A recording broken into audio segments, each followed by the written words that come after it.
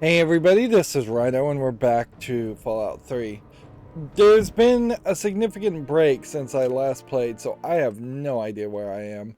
I had to get, I got distracted, um, basically, um, playing Yu-Gi-Oh! Duel Masters that just kind of released itself without any fanfare at all. And so I've spent probably a week. If anything, that may have been a good thing because also for the past week I've also been like really coughy. I'm still have a cough and just not particularly healthy feeling anyway. So doing long playthroughs. I guess what I'm doing here is going just through everything still. Yeah. Uh, doing long 2 hours and 45-minute playthroughs would have been a nightmare anyways. I saw a meme that apparently was a meme I had already seen and reposted. Uh, that technically you would, I guess, describe the design of this world as a uh, half, I believe, rocket punk, half diesel punk the style. Um, the much more recognizable uh, phrase of steampunk. Obviously, most people have heard of that, but there are some other punks, as it were. Right, so this is the abandoned car forge.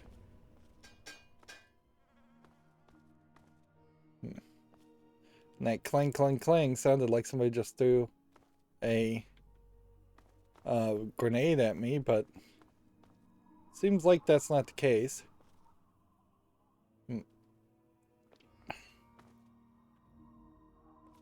So, really all this is just kind of a nice place that if you needed specific things or ammunition in general,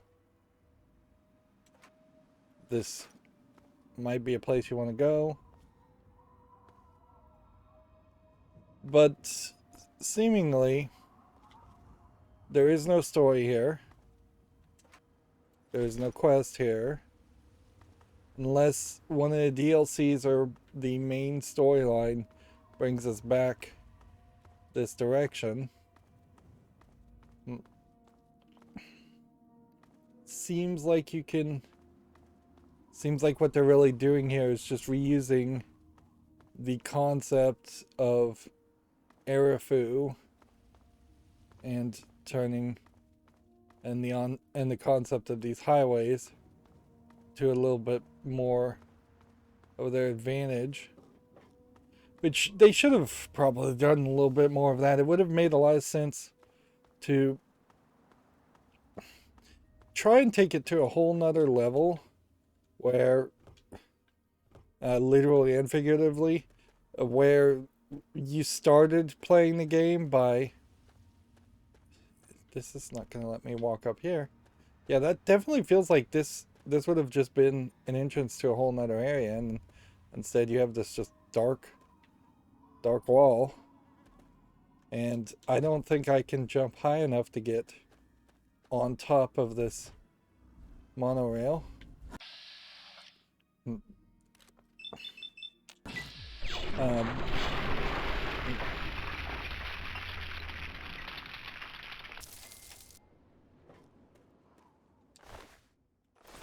I don't know why I took the meat there. But yeah, getting on top of these railways could be places where stronger enemies lived, certainly. Or you could have started on the highways and be told to use the highways for safety, and then later on uh, work your way down to the ground. If throughout the game you were on these highways and you were just seeing a lot of people on the ground, a lot of raiders, and you could take an occasional pot shot at them, but even that would gain their attention and get them shooting at you.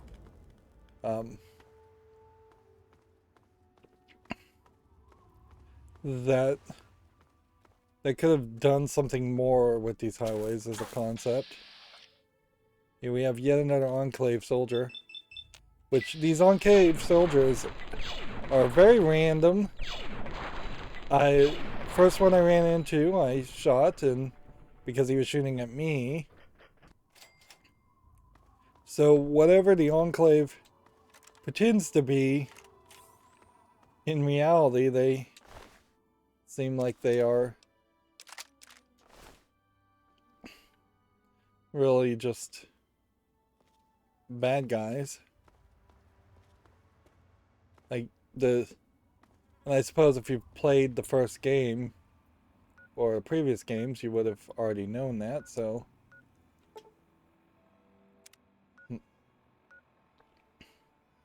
Yeah, the next place to go would be to try and cross over to this and then hit this and this. We may not be able to actually get into Raven Rock also, because I think that is a main storyline area. Getting over there might prove to be a hassle, and I guess there's not anything here, so why don't we just fast travel this way? If I can remember, we can fast travel. Man, they sure love to do this.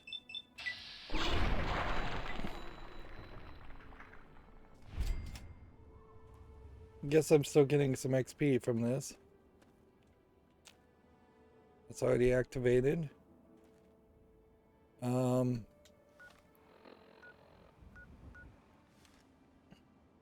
This way. So I was fairly close to this location anyways. There was a death claw that just glitched to the sky. More than likely that death claw is actually stuck in the ground. Death claw sanctuary. I don't think I can work my way down this way. Let's check this and see if this is sewer gate to the drainage chamber. Let's check this out first and see if this exits in a different way, and we'll just like run through a. Alright, so we have found a bobby pin, and it's this little box. So those little boxes, I don't think I've been seeing any of those. Up until this point. I guess I'll have to remember if I can lockpick. Yes, I can. And still have activate radio signal Alpha Lima. I have no idea what that's going to do, but I suppose it's not worth it. We may just be accidentally starting some DLC quest that I really have been trying to avoid doing, but there's really not much else I can do here.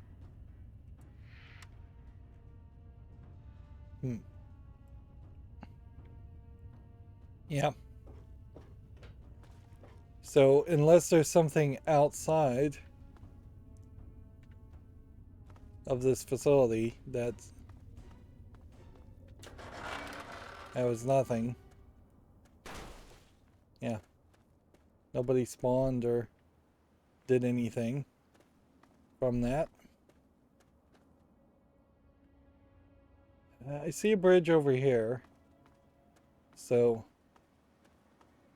maybe you have to walk around to get to the Deathclaw Sanctuary. Then check it out. This is kind of a great example of what being on the highway could be. You could just have these high roads, and in these high roads you can have to really struggle to fall down without falling and taking like lethal damage. Of course, that does create the problem of the game then killing you quite a bit, and you would need better checkpointing to accommodate for that. And this overworld doesn't autosave and doesn't checkpoint anything.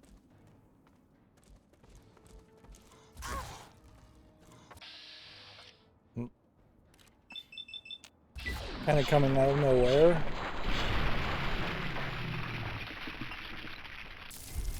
But it doesn't matter. They can't hit hard enough. The only thing that kind of sucks is that we don't have a whole bunch of uses for the Deathclaw hands. Oops. We're kind of high on bobby pins though, so it doesn't matter if I really break one. Let's see. Power armor, power fist, power helmet, microfusion cell, laser rifle. I'll take the drugs too. I think we'll just leave with that. And somehow we still are not over encumbered.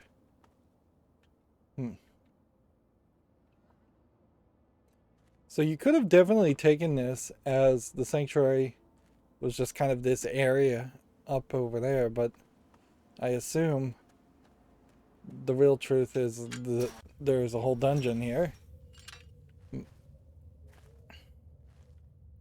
This is the kind of game that would have been right on the cusp of potentially thinking about having everything be open world and just not having any dungeons.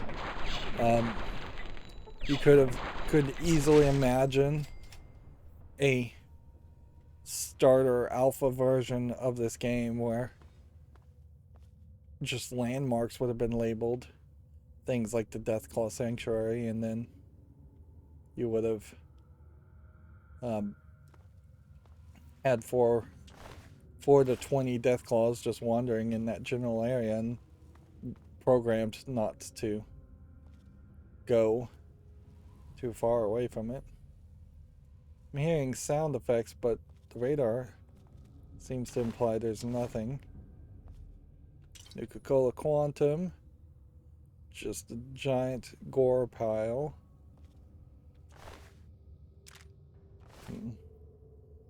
Ramen.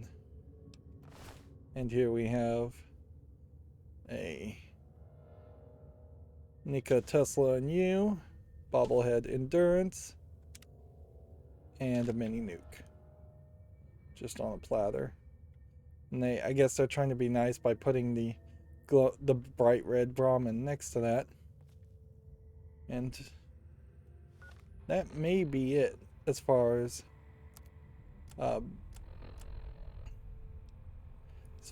what's in this place. One thing I'd like to do, I guess it just doesn't even matter at this point, though, is just read the books. Regardless, I could sell them for 50 gold, or 50 caps, but we have 20,000 caps. We're not doing anything with that. So it's just easier to remove them from your inventory than it is to hold on to them. Stats wise, since I haven't played in a while, is probably somewhat useful. My endurance is at 10. Was it always at 10? Or was it at 9? I think it may have started at 10 because but maybe not. But yeah, the books, they would need to have added a system here that would have changed what the books were when you loaded into an area. Something that would have looked at your skills and said, this guy does not need any more small guns books. Let's just give him a sneak book instead. But yeah, this is going to be a playthrough that's just going to prove to be way more successful than my first playthrough by far, because I didn't have the DLC that specifically pushed you into going further. I almost missed this path. Guess we should look at the local map just to make sure we know we've been everywhere. Yeah, I suspect this may have been the back door that we're coming out of.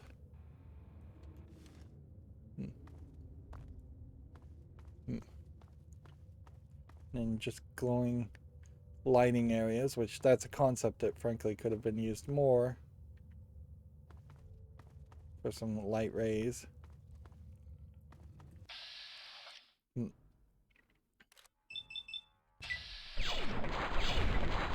And the game is basically telling you that death claws as enemies are going to be the most damage inducing characters, because they're going to hit you with unarmed attack, where the mutants, super mutants, are going to try to hit you with hunting rifles that are not as dangerous.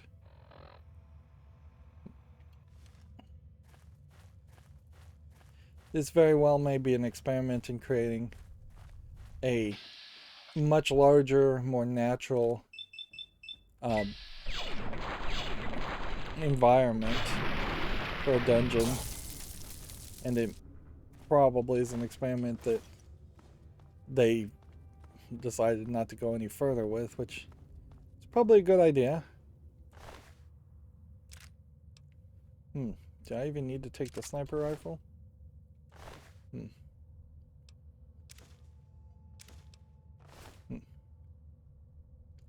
Yeah. We're again at a position where it would be somewhat helpful if you could just highlight the pickups, maybe mark them on the map. Those are all perks that I assume don't even exist in this game that could exist.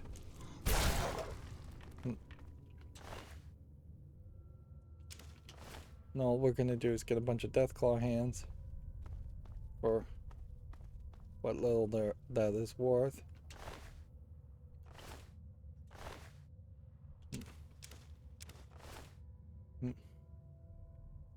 If you could take this endurance challenge early in the game, this definitely feels like a place to go to, just to collect decently large amounts of resources and the bobblehead. At a certain level, I could see an initial impulse to want to just try and run around and get all of the bobbleheads anyways. This guy has a roving trader hat and outfit. I don't think we've seen that before. This is that guy. But this is one of those guys that would have been a roving trader, and they straight up were killed. But I assume that that's scripted and that body is always there. So was there supposed to be some kind of side quest where we got in really good with the roving traders, and then they mentioned that one of their traders has gone missing? That would have made a lot of sense. Like, you could have definitely had a quest around that idea.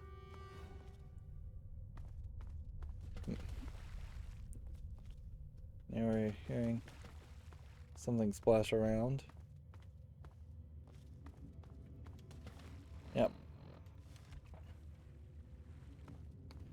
Clearly this concept of big open caves failed.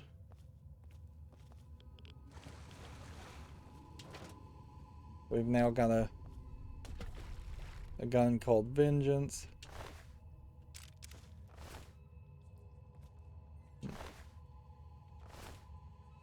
And we have a irradiated blood pool.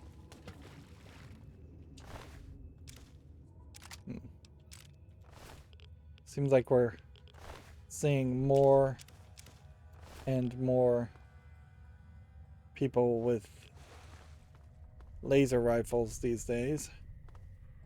I can't help but assume that that is intentional.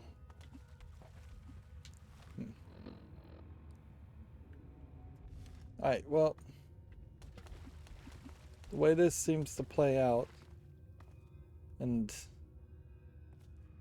I assume it's just splashing because physics all wonky and that isn't pre-programmed.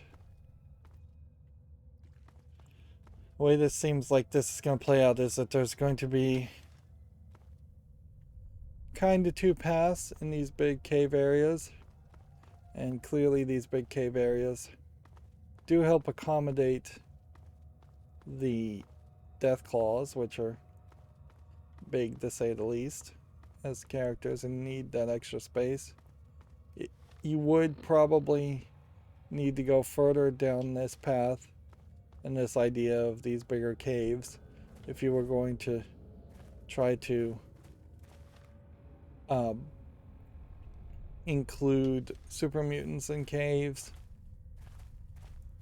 But yeah, when you look at how giant this cave is compared to any cave you really see in Skyrim, with the exception of the large underground city,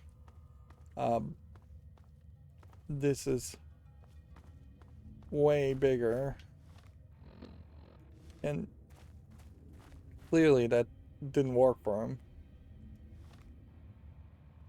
Now, it makes sense that it wouldn't really work. This is too big.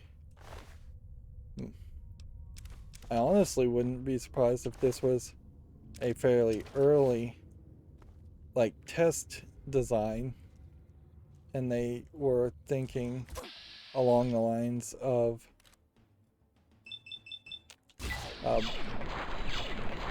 potentially starting or having a significant portion of the game take place in caves like this, and then have a much more delayed opening to the open world. But at a certain level, you are selling this game as being an open world experience, and that's just such a large selling point for this game when it would have come out that it would have been silly to it's silly that you don't see the open world even faster, like in the first 5 minutes of the game.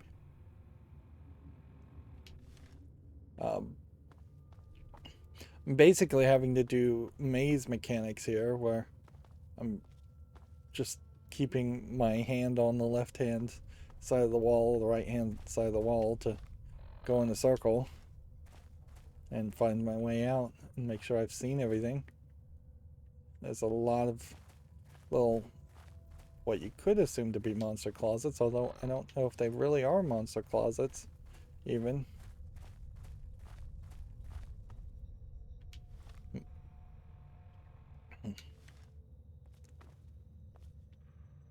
Just jump down here.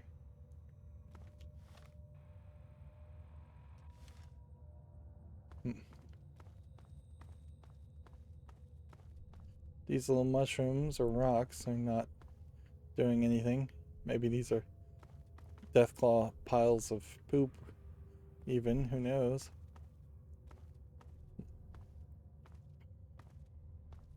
It is still very much a whole lot of nothing.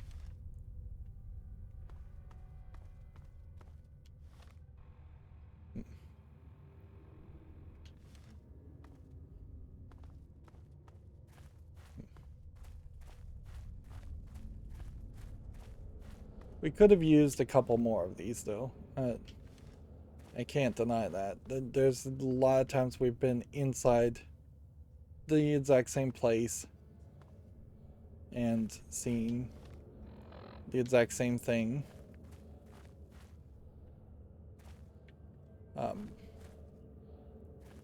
This almost feels like these were tunnels first carved out by giant ants and then increasingly widened by death claws.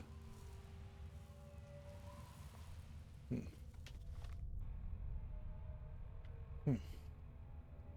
That's a fairly large area. I may have missed a section there, but I think, assume that there isn't really much.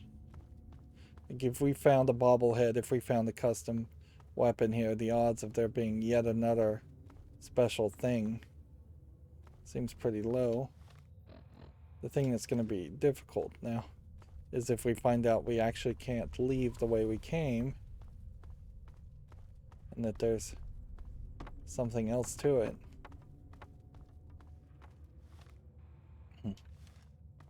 I don't think that's the case. I think it's just kind of awkward hills, which that obviously is another experiment that they didn't take with them in any other direction for any of the other locations.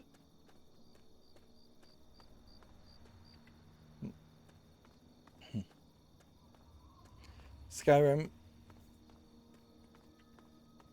opted for more generic Hellfire armor. Now we're over encumbered. More generic, more limited dungeons. Okay. Well, we run into this problem. Hellfire armor seems like it's better and can't be repaired.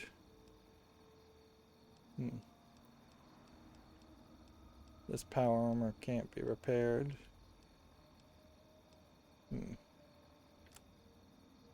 So what can we repair? We can repair laser rifles.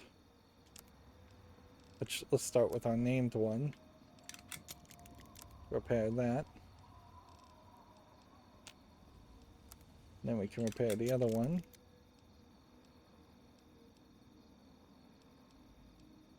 Vengeance here is some like big gun rifle. I thought it was a machine gun, but it looks like it might be an electric weapon. So what else can we potentially drop? Do we have any real garbage?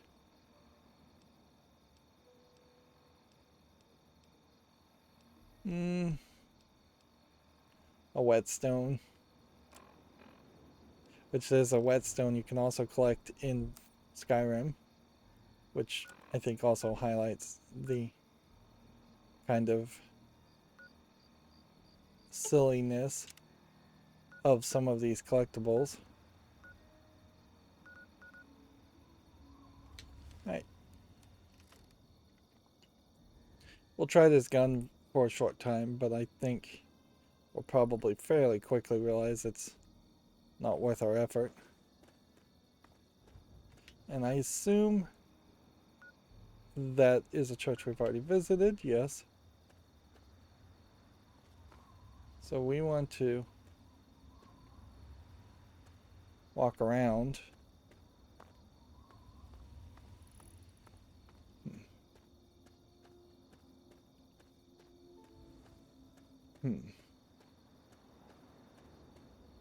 So you can take this bridge. They haven't really optimized the idea of bridges. You can see that rock is just floating in the air. If there was any reason to hope, which really there isn't, that this game would get less buggy after giving it a week or so of not doing anything, not really playing the game, I think that hope would be completely destroyed at this point. I feel like I cleared out this area before.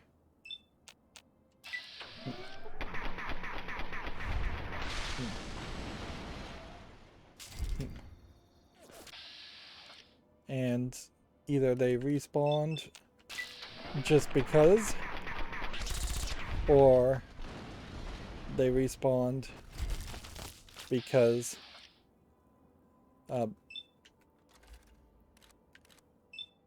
I didn't kill everybody.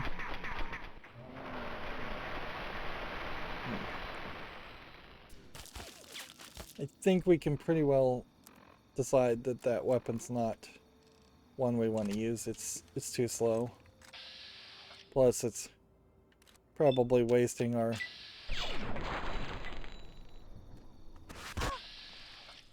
Oops. Probably gonna get crippled from that one. Am I getting blown up, or are they getting blown up?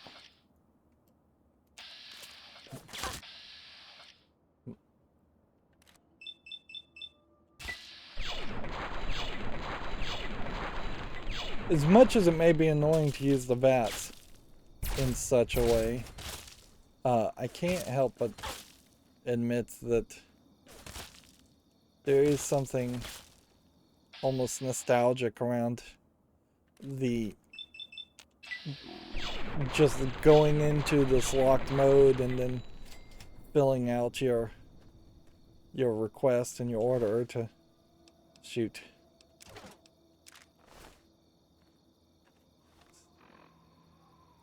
Let's go ahead and repair one with the other. Shoot as many times as possible.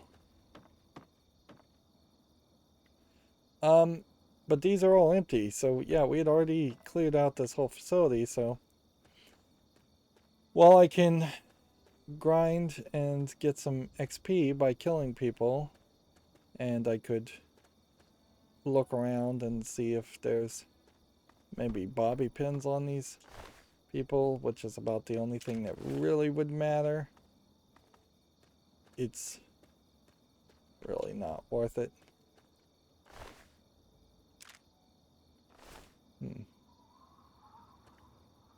So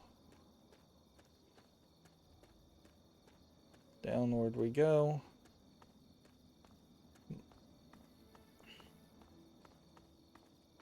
Probably would have made a lot of sense to always respawn a lot of these raider areas. If somebody is going to waste their time going back to the same area multiple times to try and grind up their levels, so be it. Particularly since this game has a max cap of levels that was level 22 in the original game, and the DLC brings it up to level 30. Notice how the crickets just went totally silent there. Like, grinding to get to that max level is fine. I think my first instinct definitely would be to want to have games not have a max cap and just let the number go higher and higher and higher. And maybe even have the game scale the enemies higher and higher and higher to the point where you're like in a Final Fantasy game and the numbers have left any sense of reality.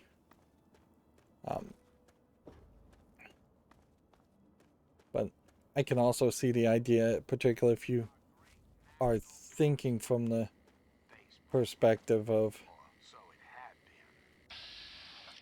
like, I don't know if you are supposed to just shoot these things. What is this? Mylar King.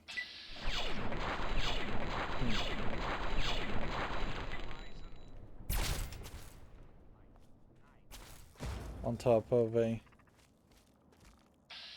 Mylar Hunter. Like, I'm trying to even figure out what I'm looking at, because it kind of looked like a whole just robot. And where did the Enclave ball go? Because it was kind of here, and then it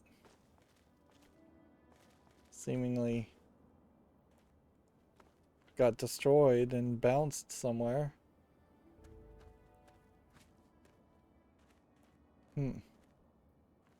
Which that would have been a great point to find the Enclave ball and search it to see what's in it, if there's any kind of batteries or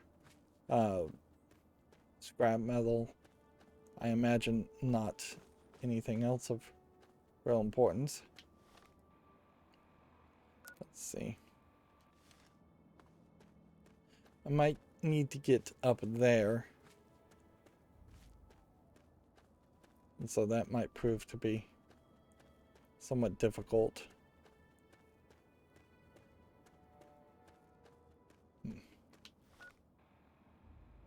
Yeah, we are walking around it. Putting things high on the hill to make the entrances more difficult to reach. Barely.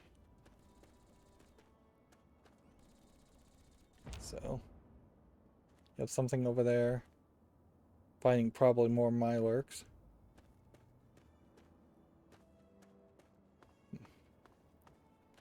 See, but you're just gonna hit this, like, this point, and whenever you're on these rocks, you can't jump, usually. So, I'm really having to struggle here to try and get up to this point. Now, it's a question about, is there just a door here where this electrical section is?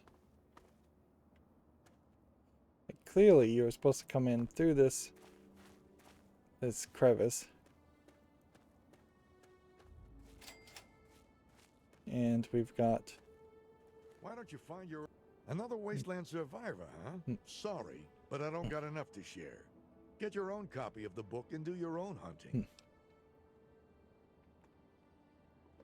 So... Ain't you heard of the Wasteland Survival Guide? These guys... Bought one off a trader, and it's the reason my family's back up to 2 meals a day.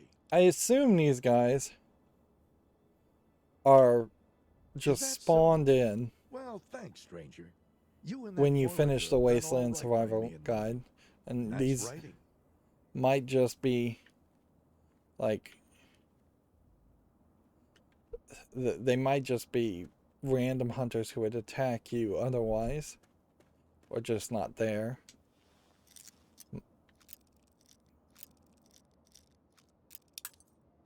There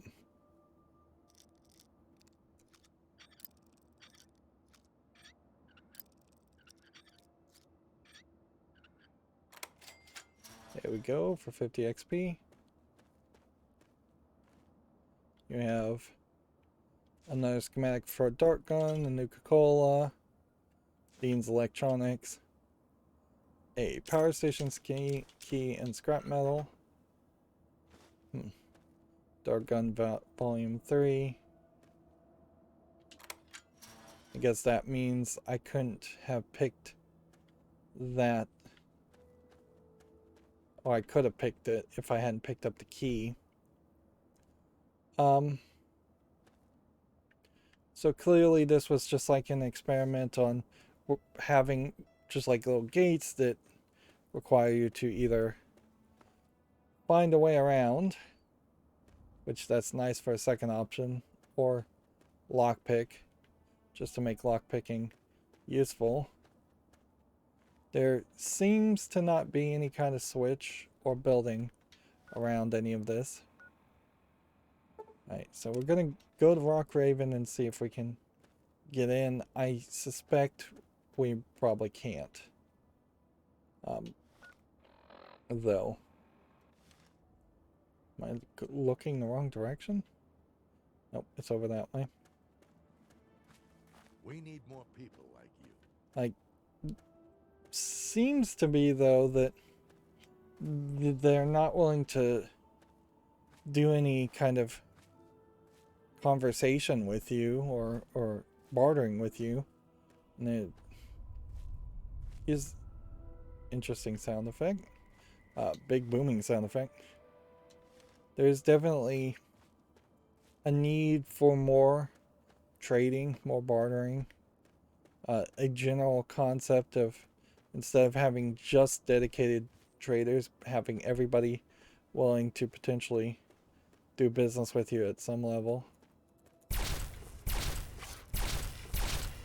Yeah. It's still not worth it to not use VATs. And you're never just gonna be rolling in bullets.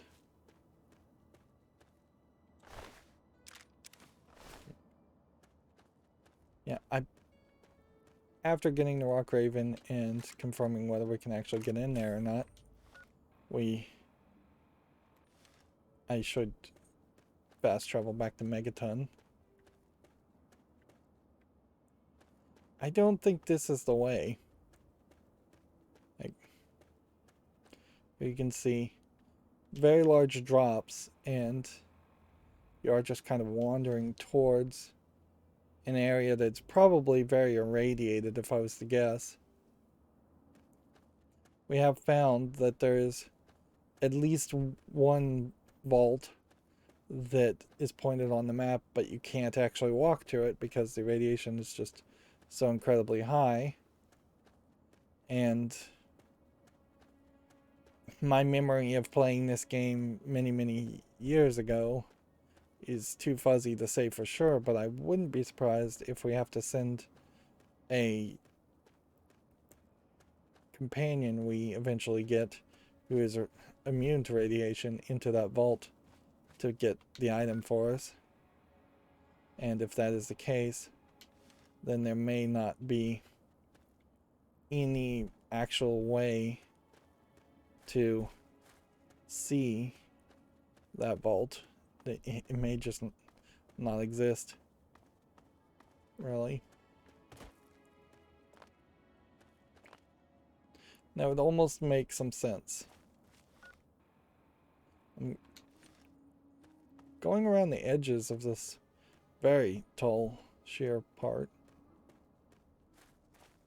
Let's see if maybe you have to start way over here to get up.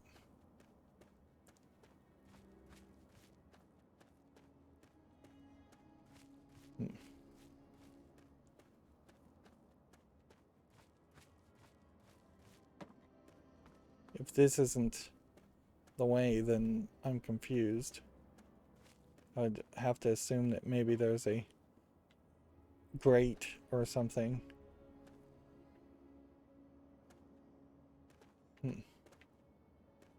Yeah.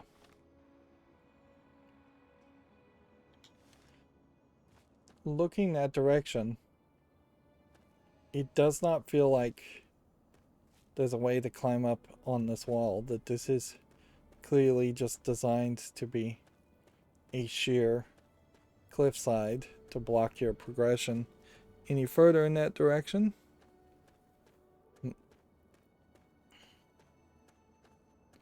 So we may not be able to get to that location either. I wouldn't even be surprised if there's... Let's see. You don't seem to take a hint. Get out of my face. Really wouldn't even be surprised if there's a point where you just get helicoptered to that location and you can't walk there. And yes, we haven't seen a helicopter in the game yet, but at some point I think we do. Part of the problem with the main story in particular of this game is that you get introduced to the Brotherhood of Steel, and then all of a sudden things change in such a drastic way that the game up until this point feels like a different experience.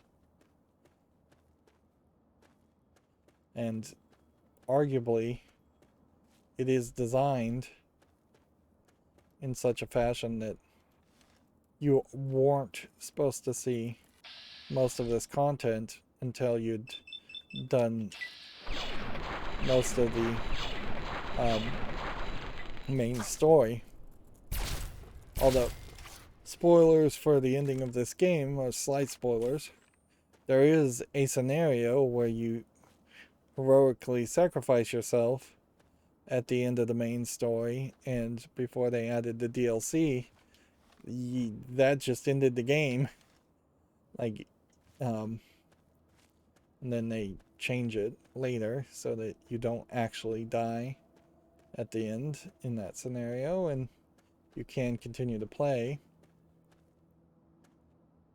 It's not so much that the final sections of the main story change the game, though. It's the Brotherhood really coming back and showing their presence that changes the game. I'm going to go ahead and make a safety save. We're not seeing radiation yet. I would have thought that this crater that definitely looks like where a nuke may have gone off would have been a position. We're getting dangerously close to the wall. But the wall doesn't kill you, so whatever. But yeah, none of this feels like a path.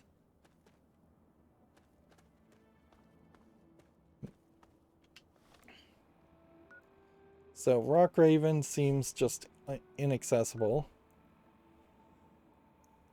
How much stuff do we have in our inventory? Too much for us not to fast travel back to Megaton. So let's do that first. Actually, before we do that, let's do this.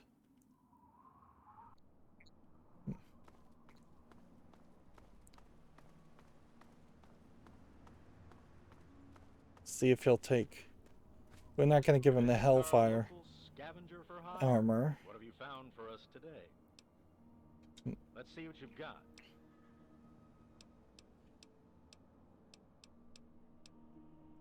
How about a laser pistol? Always use another one of these. How'd you like your payment? I'll take stim packs. Here, enjoy them in good health. Or at least when you'd like to be in good health.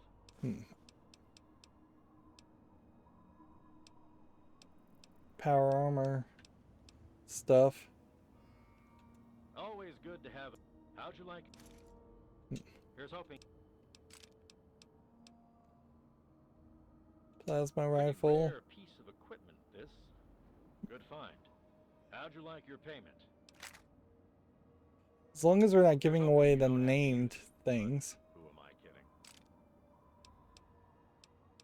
kidding? Power armor helmet. Good on its own, but the optics are useful at least. How'd you like your payment? Always a... Let's see. We can always use another one of these. How'd you like your payment? Here. Okay. Power armor from the Enclave. Well, I'll be damned. The Advanced Power Armor Mark II. This is superb. Absolutely superb. Now, what can I give you in return? Seems to be everyone's favorite. What he really wants. This is some pretty heavy-duty stuff. We'll take... Now. Here.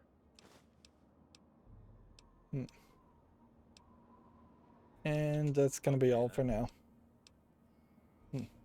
So are we good? You trust me enough now? You've definitely proven your worth. I'll make sure to tell our people on patrol that you're a friend of the outcasts. Finally. Later. And that'll be the last time I give anything to them, probably.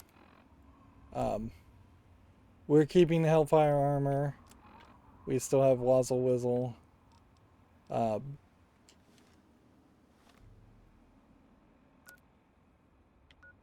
So, yeah. Thank goodness to be done with trying to get the friendship of the outcast, which that seems to have taken way too long. Always be prepared. Explains the hows and the whys. Alright. So we have another endurance. Which one is endurance?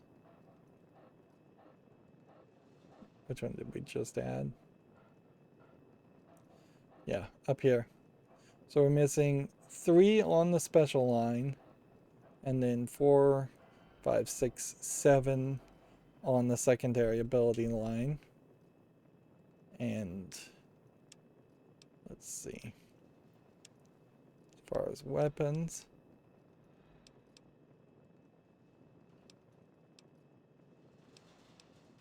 where are we on missile launchers? We'll take 1 and sell it.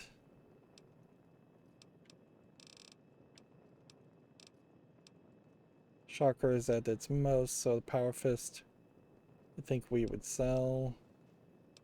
Sniper rifle is at its most, so we'll sell that. Then we'll put Vengeance away.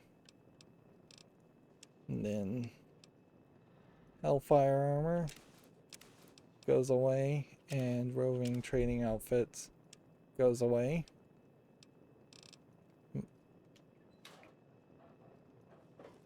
We can come over here, add all the Nuka-Cola, take exactly 1 Nuka-Cola out.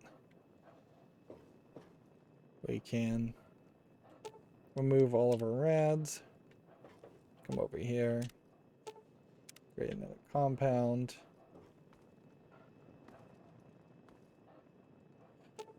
To make the new dart gun, we would still need a whole bunch of things. And it's not really even telling you the level of some of these things anyways. As far as miscellaneous stuff, let's see. I'm going to put the Deathclaw hands away. I'm just going to go ahead and put the pre-war books away. And the whetstone away. So we got some stuff to sell. Then we have a book to read. And we'll rest. And that'll be all we really do. So we won't spend a lot of time through this. Anything else weight-wise?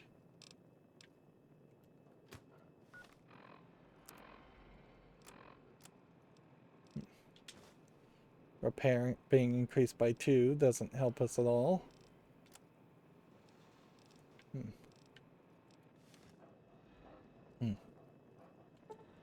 Let's see, it is enough that I just sleep for 1 hour.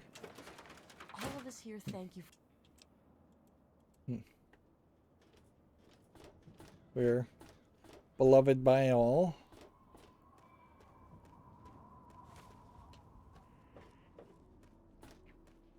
But we don't really have any quests to turn in, so we could make it to level 22 certainly. But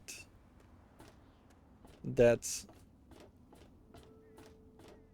kind of going to be through struggle. Huh? Yeah. What? Well, all right. Let me count out your caps. Yeah, I suspect we're probably somewhere around back to work. 160.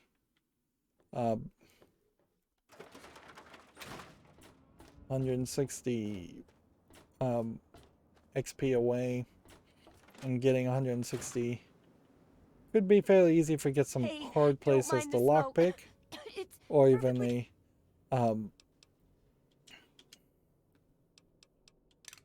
repair that. Wonder if it would be worth it to even repair things before selling them. Let's see. This one. That. And that.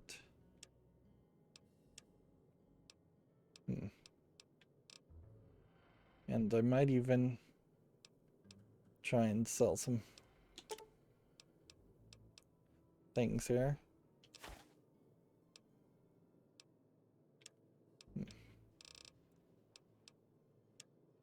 Would she have anything worth buying? Combat armor. Let's see.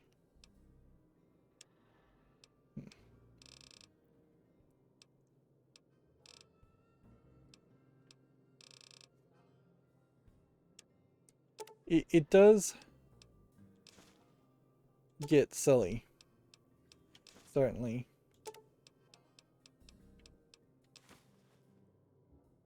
Okay. I think that's about as much as Good we'll waste hunting. time on. See ya. Like, you're spending a lot of energy and a lot of time buying and selling things for no real good reason. Yeah, this power armor or ranger battle armor, I guess I could have purchased some battle armor. But yeah, if I had bought like a whole bunch of miscellaneous stuff to try and craft something, that's just an insane system that it's just a waste of time. I can't imagine really many people ever engaged with it. Like that, that is just kind of not implemented well. Right. So we are now, this whole thing is reset.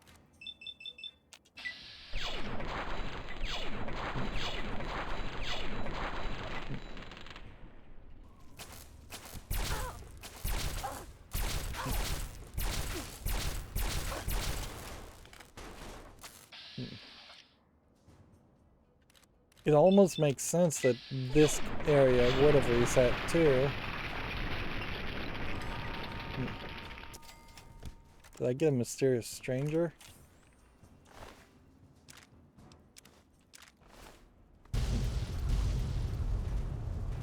There's our closest version of something breaking and exploding.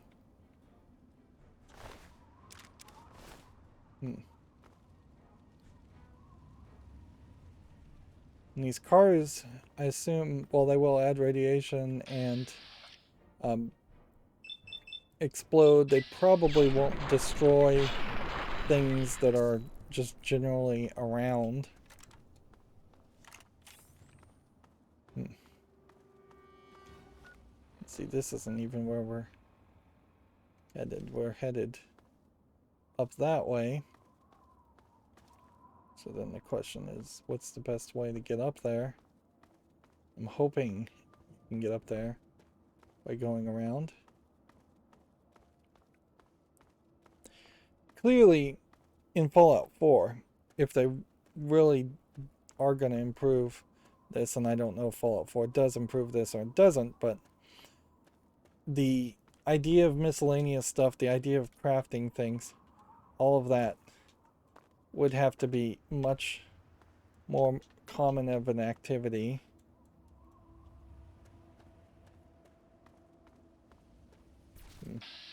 And you have to address the over-encumbrance issue. There is, I'm fairly certain, changes. and I won't even go as far as to say improvements because I'm not 100% sure, but I know there's changes to how much scrap is your and is in Fallout 4 and how that scrap is actually implemented and used.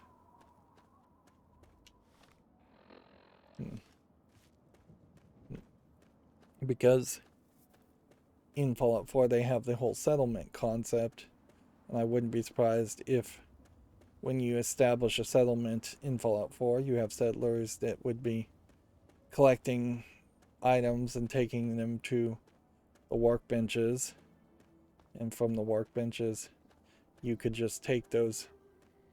Put your faith in John. Right, let's just do this.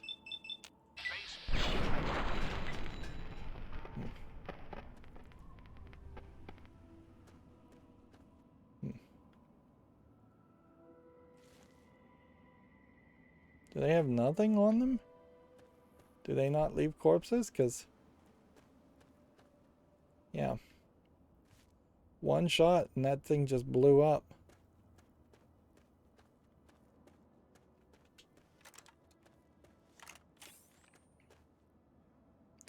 Kind of just feels like a waste of a bullet at that rate.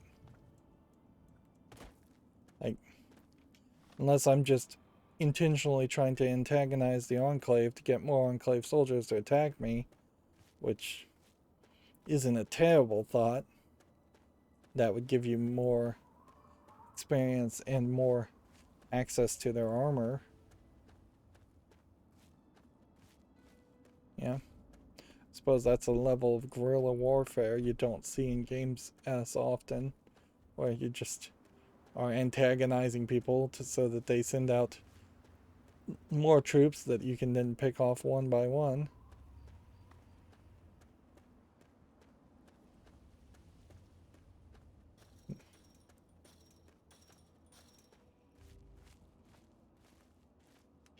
You got a problem? So we have a slaver. This is a train tunnel. Hey, thought you could hide, huh? Boy, that line of dialogue did not play well.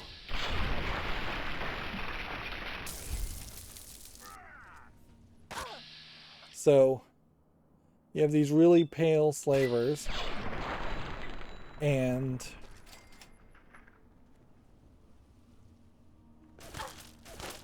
where's the other guy?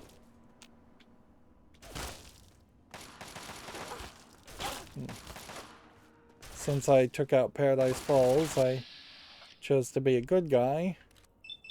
Or good girl. He's stuck on the rock. Like, clearly...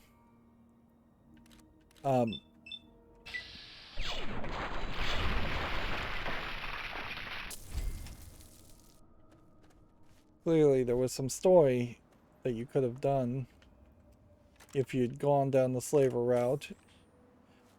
But I didn't want to do that, certainly. Also, playing as a female has not really done anything for the game. And these guys are dead, so I can just steal from them. Alright, so let's search this ash pile, which has the slave pen key.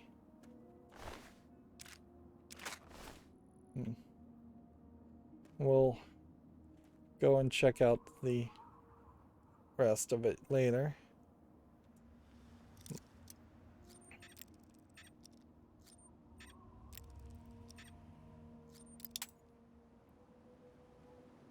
Alright.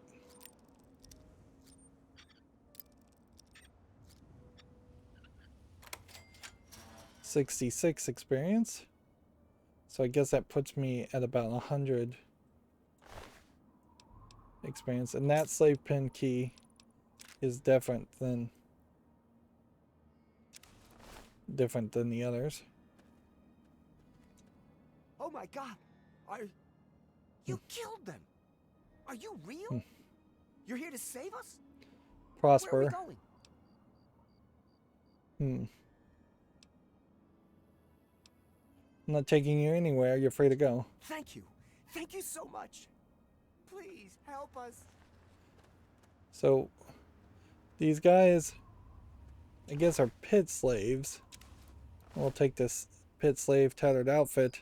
Notice how that pit slave outfit covered less skin than the default underwear skin.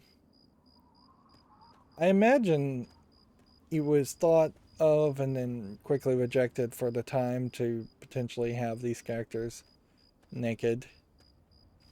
That would have been a lot when this came out.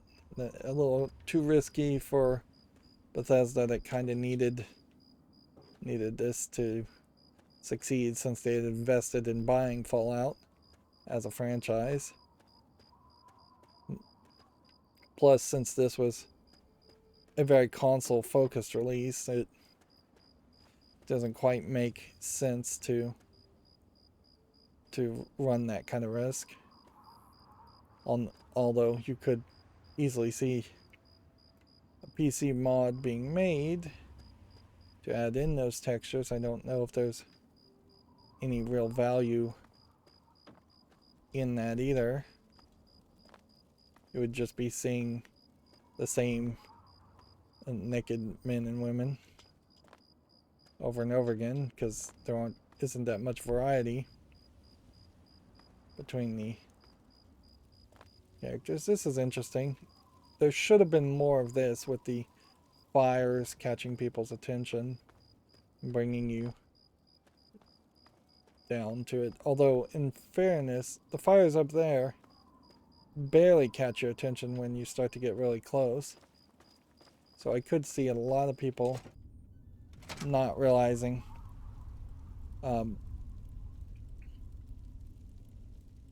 this. Okay, so this probably takes you to the pit, which is DLC to let's see, into the pit. Find the source of the radio transmission. So yeah, that's DLC. We don't want to go there yet, but we can now fast travel. And we may very well have a situation where, because the slavers are mad at me, because I took out Paradise Falls, that it just won't ever be a welcoming place for me, and I may just walk through that entire DLC just shooting every slaver I see. That could get redundant and boring. Noticeable pop-in. One of the reasons I think that... Who's shooting at me? One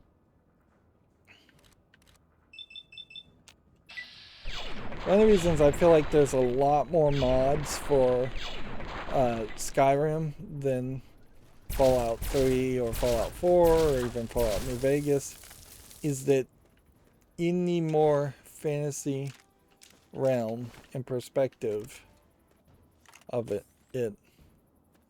they were able to draw the faces and draw the female characters a lot better compared to Fallout 3. At least Skyrim took it to the next step up, and that sowed the seeds of interest. Plus, fantasy is something that you run into and deal with all the time in games, and so the idea of a lusty bard maiden or a tantalizing elf is more sowed in the seeds of nerds than this diesel punk / steampunk environment of Fallout. While people do like the Fallout environment, it is kind of its own standalone experience. Am I going the right way? Because this looks and feels a lot like where I've been before, and I guess it is pretty much places I've been before.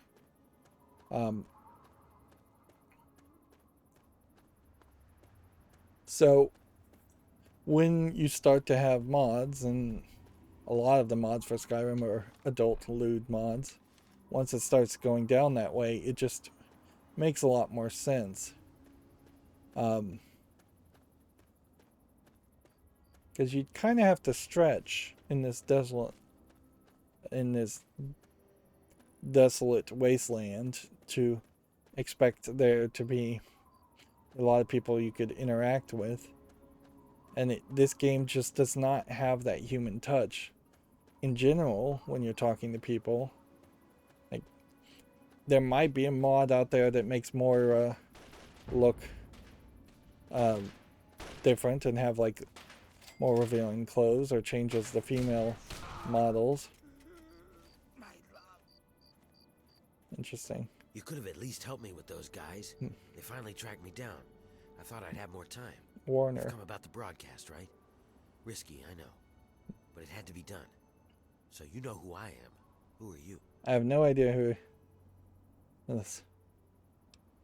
I have no idea, but I guess we pick one of these choices. I've started some side quests. This might be DLC again.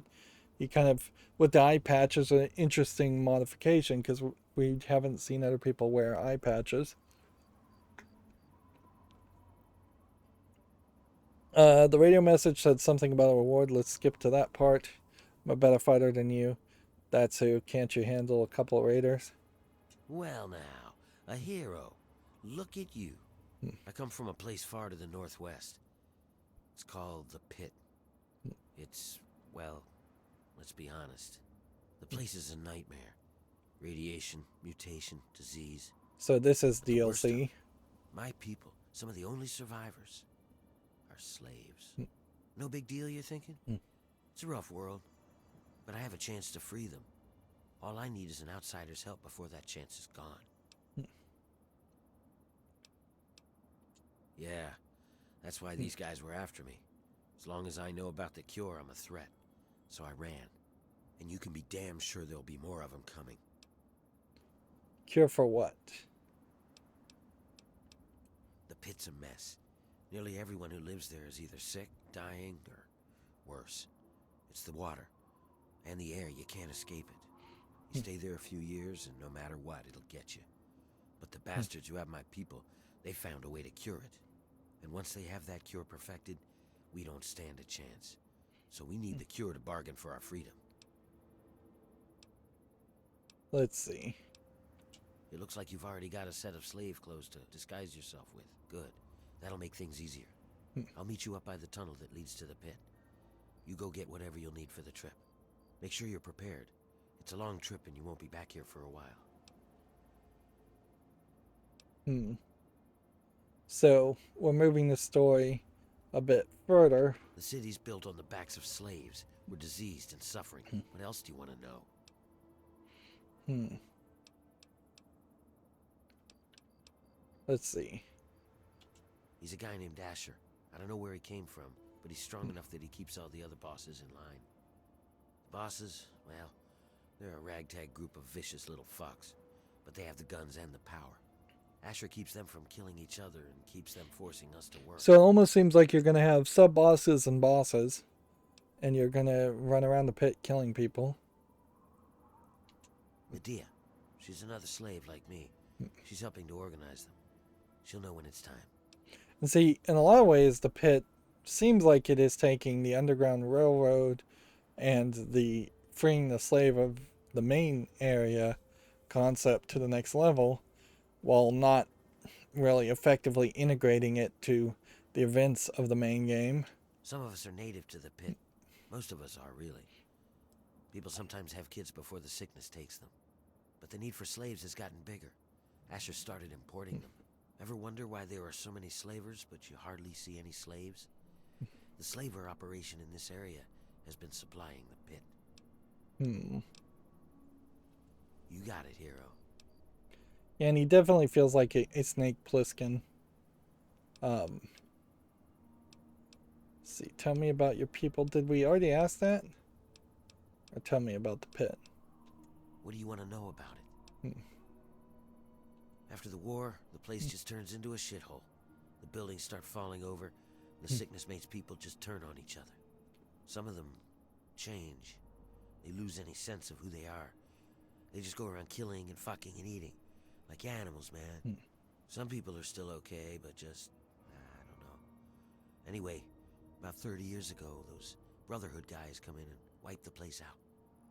They kill all of these sick fucks. Anything that looks like it's gonna fight, bam!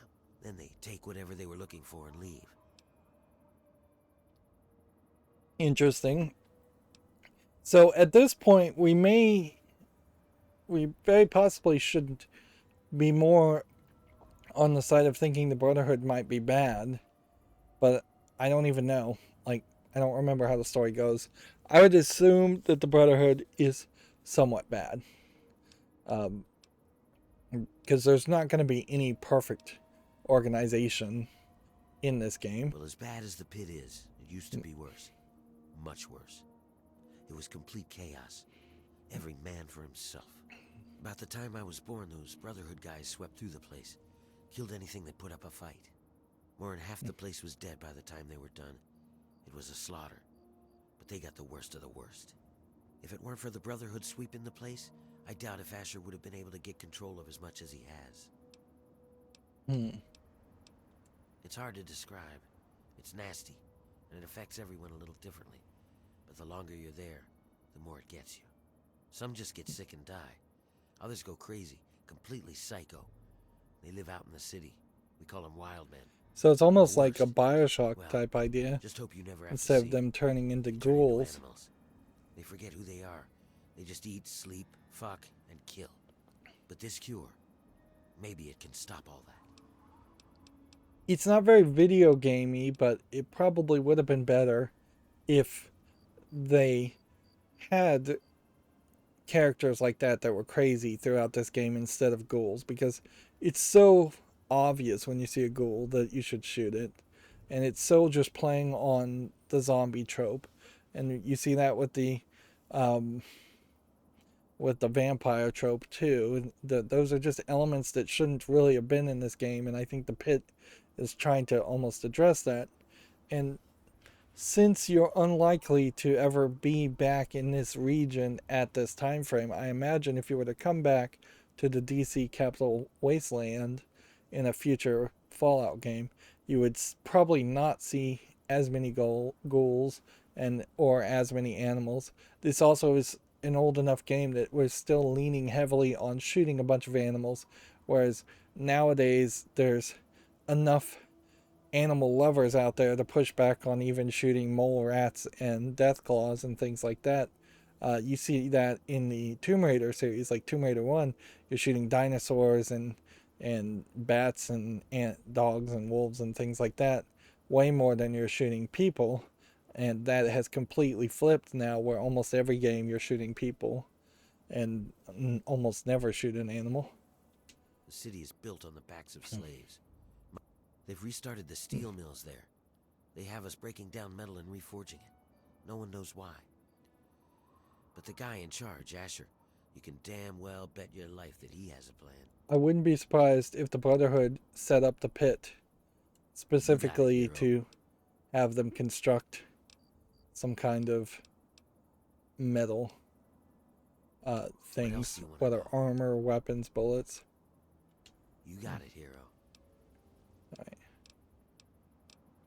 Gather what supplies you'll need and meet me at the first tunnel to the pit. You'll never find your way there without me to guide you. We're counting on you. Okay. And so this guy's just gonna stay here. Warner. There's a pit raider character, which gives you unarmed +4. Interesting. And then a pit raider with metal armor Not even gonna take yet that. And this looks like, yeah, I assume that's a girl, that's a guy. Was there another one? Yes. Raider throwdown armor. Going into the DLC areas, we may very well move to getting slightly better armor, which would, I guess, be nice. Interestingly, also, that this is now changed, and that means we don't have a place to meet there anymore. So I guess we fast travel here.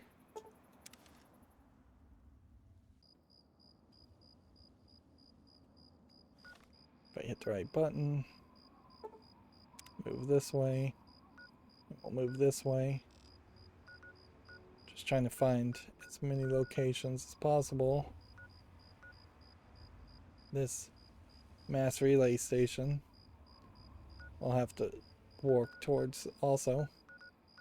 Have we missed anything else in this general section? No. So if we get these done, then it's more just going to be around wandering through this section, which obviously I haven't done anything. I just went from Old Olney and just walked around the top and found Oasis and missed several things this way.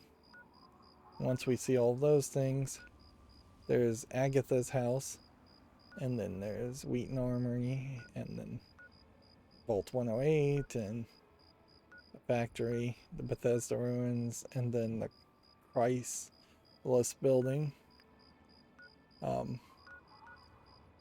And then after finding all of that stuff, then there's just a lot of time we'll have to spend in Arlington, and a lot of time we'll have to try and get to the White House and Friendship Heights, some of these other areas. Actually, we may not spend as much time finding these locations as we spend in Arlington. So do I want to fast travel? No, I just did fast travel. Spin around and make sure we're going the right way.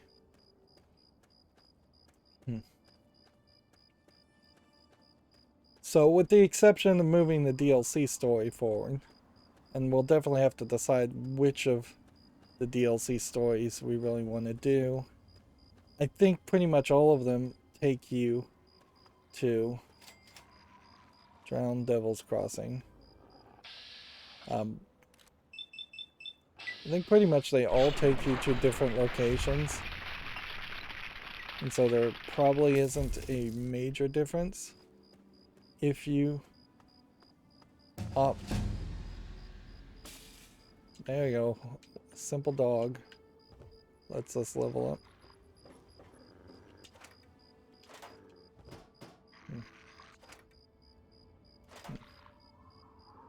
Tumblers today. Safe.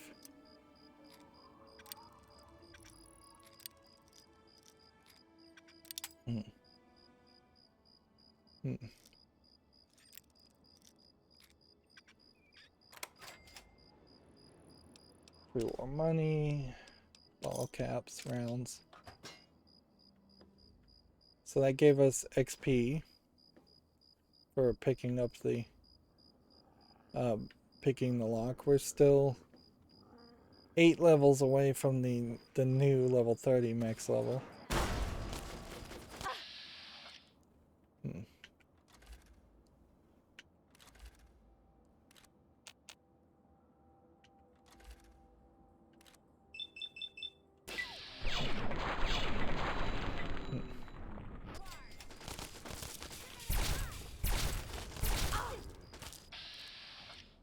headshot. So there's really just a ton of raiders everywhere.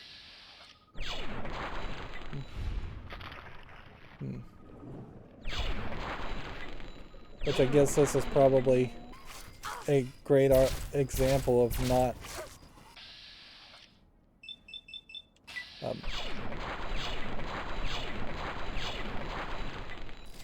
just going into an area and not paying attention.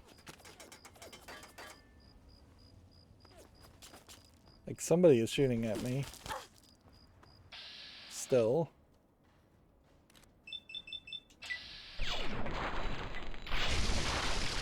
And we'll know it's safe when it pops up the level up screen.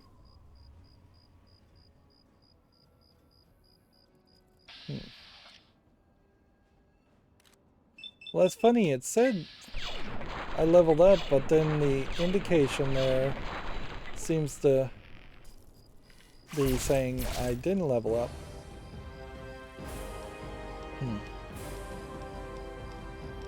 Okay. So what do we want? Melee weapons or sneak or unarmed? I think you probably put a ton in the sneak to get it over to at least 50. We'll go 50 on unarmed. And then can we get bartered up to 40? Maybe. And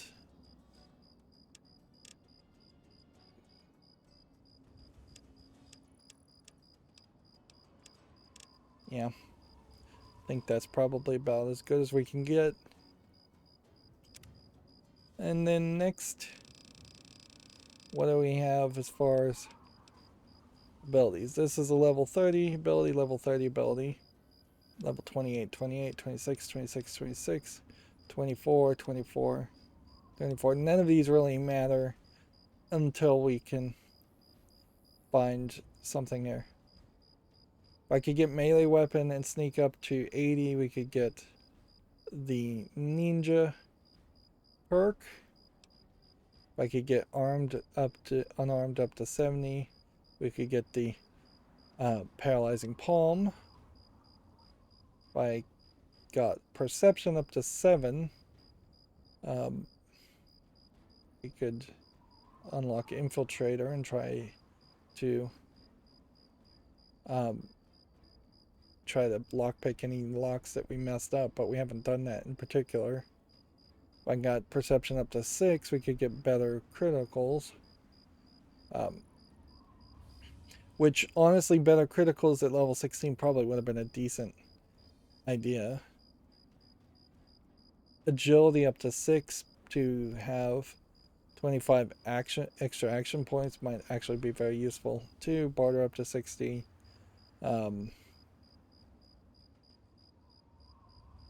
Prices being reduced is not necessary.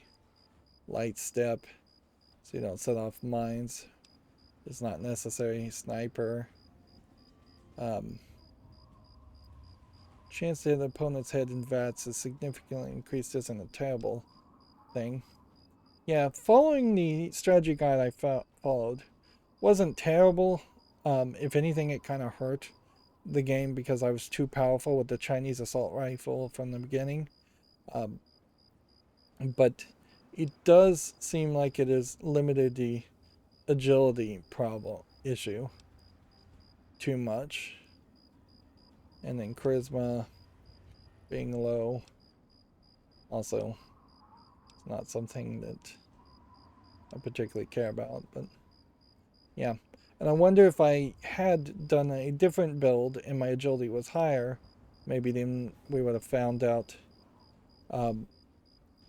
that there was a whole different set of potential quests perks I couldn't have taken. So at level 2, you've unlocked the secret to creating Nuka-Cola Quantum. With the spark, every 10 Nuka-Colas in your inventory immediately convert to Nuka-Cola Quantum. Which I think the Nuka-Cola lady wants the Quantum, not the Nuka-Colas. We could also go with puppies. If dog meat dies, you're able to get a new canine commander from his litter of puppies. Just wait a bit. You'll find a new fairy friend waiting outside of Vault 101. Sleep deeply no matter where you are. You get the well-rested benefit of 10% XP for 8 hours no matter what bed you sleep in. This is a horrible perk for level 22. And clearly some of this is being added in DLC. So we're probably going to take Quantum Chemist. Otherwise, concentrated fire might make some sense. But everything else is fairly useless.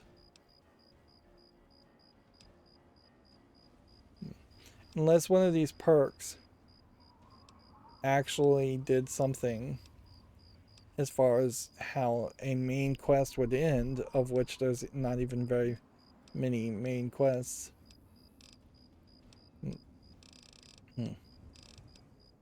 So yeah, I'll take Quantum Chemist.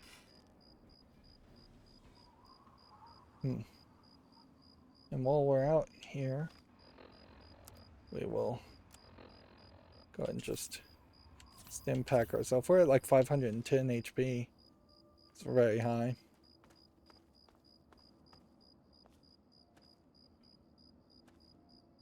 So I can probably just go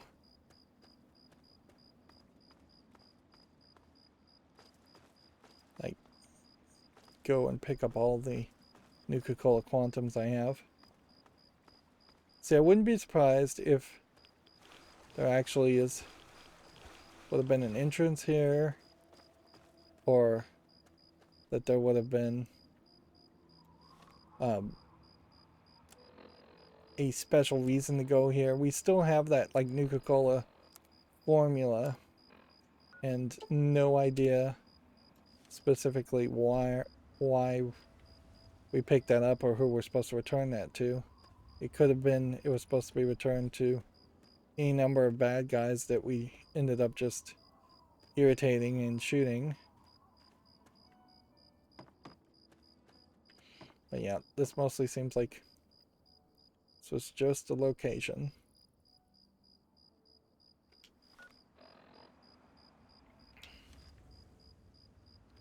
Okay.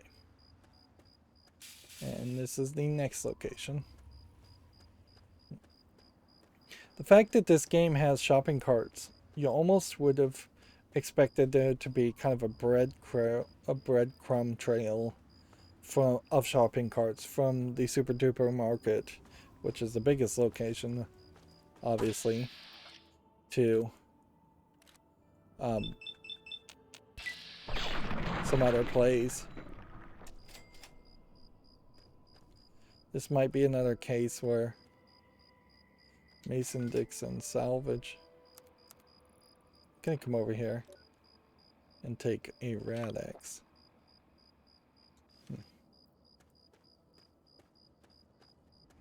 Actually, I think this isn't an irradiated area. I think this just decided to hit me, and that causes trouble. And the game crashed. Okay, well, let me pause the recording, and then I'll be right back. Okay, I'm back. Where are we? Like, we are here because I would have fast traveled. I guess the game didn't even save when I fast traveled. So I would have fast traveled here. And then that should have auto-saved, and yet it didn't. We'll move that here. Make sure we're going the right direction. We now have the foreknowledge to know that there will be a bunch of people.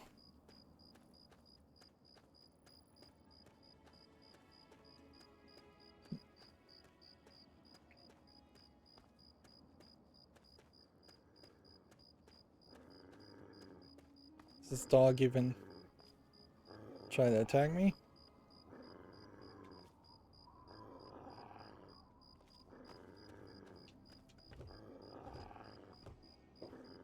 I mean, do I even care if this dog attacks me? I mean, what does it really matter? Tire iron on top of the safe.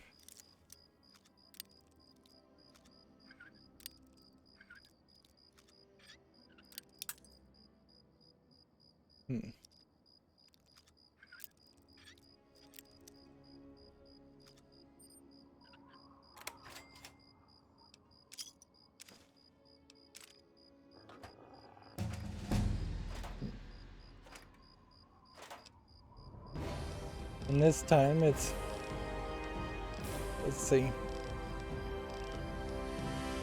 I guess we'll try further to just get up to 70 here.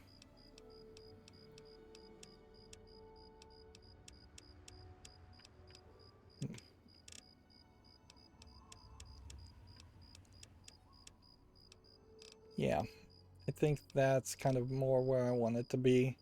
Let's put more in unarmed. And then still same choice. Quantum chemist. And then it's like person. Missile launcher. Another raider. Anybody else? Just go in circles.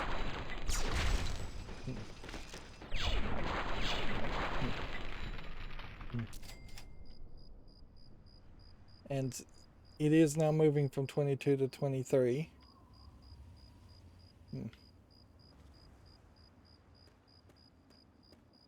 Yeah. This is where I thought the game would probably eventually get down to, is that I would have a full opportunity to just target a person with a couple shots and then move over to the next person and then move over to the next person, then move over to the next person. What happens though is that you kind of so rarely have more than a couple people in your sights at one time that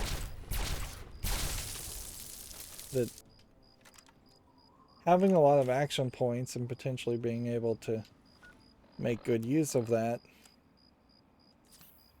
doesn't occur as often as you would think.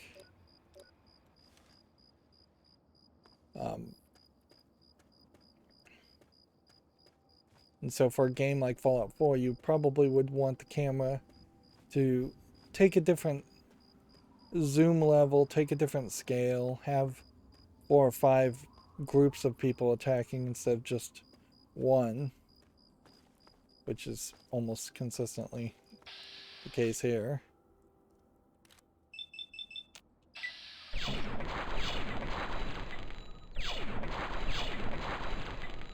I feel like I keep targeting the heads.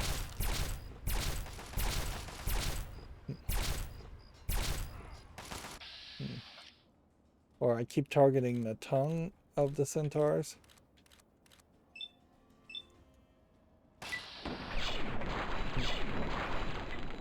When I should be targeting the head.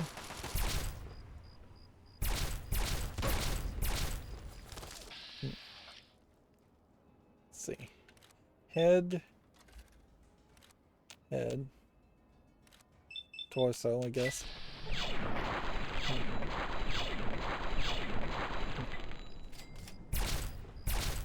You have kind of a weird bottleneck in this location.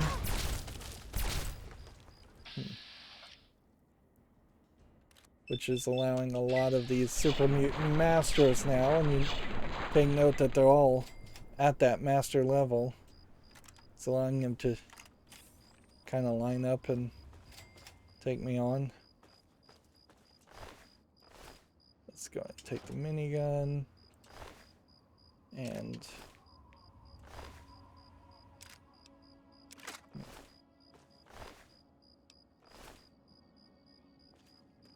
like, what do you really expect here?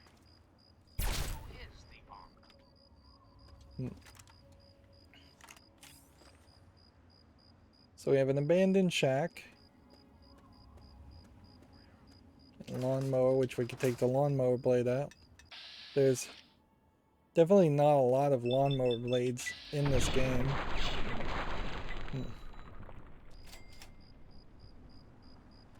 And I'm getting like 5 XP for that. This is an experiment of a little trench in the middle of this area. Still in combat, apparently.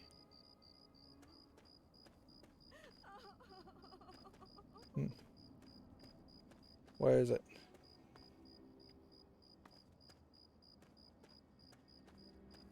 Which it almost makes some level of sense that you would have super mutants tearing down buildings and then using the steel beams as and the concrete as a way of barricading themselves. Here I see. If Robo Brain really far away.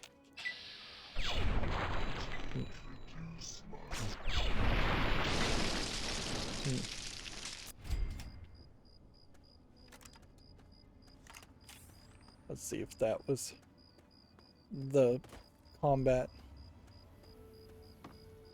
they were talking about.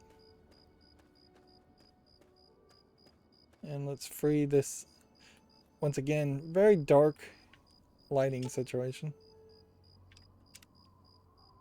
Entire. Oh my God! She seems really short. I thought I was dead. You saved me. They dropped this stuff. Why don't you take it? It's all I have. Let's see. You almost wonder if these wasteland captives are the people who turn in the hunters, because that would be a nice system, frankly, if you freed some of these captives, they turned in the hunters, they bartered with you and traded with you. You're right. It's dangerous out here. I have to go before more of them come. Yeah. So we gain some karma. Not that we particularly care. Like, we don't need it. And it's a lot of opportunity for there to be something that we overlook, so we want to be fairly careful about searching everything. It is also possible that this was an attempt at creating something like a settlement like Megaton, and the super mutants just came in and destroyed it. Let's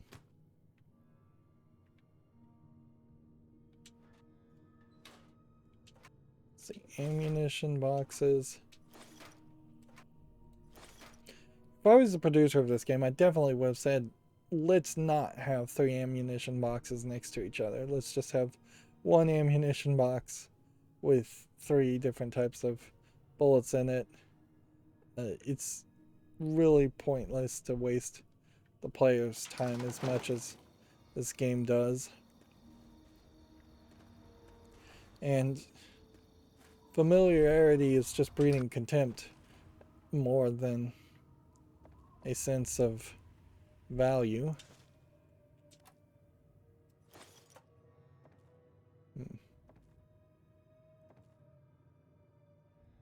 They were just chopping up people, I guess.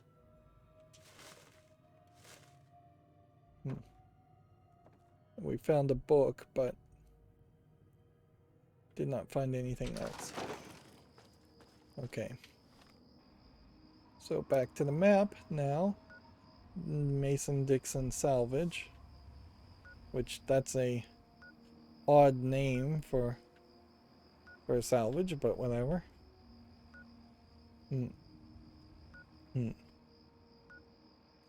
Clearly, you have to assume that slavery existed in this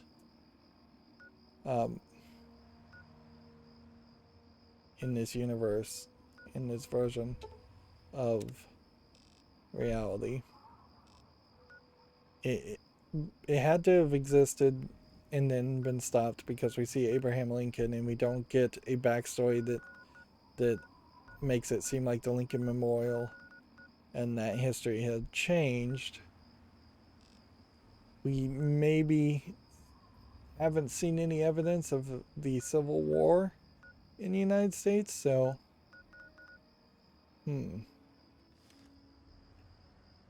would be an interesting alternate history, certainly, to throw out there.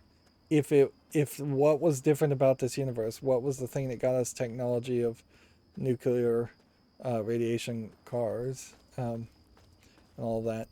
If it was a case that instead of having a civil war, slavery was just agreed to be given up, maybe because there was a different technology for like farming and growing tobacco and cotton and things like that.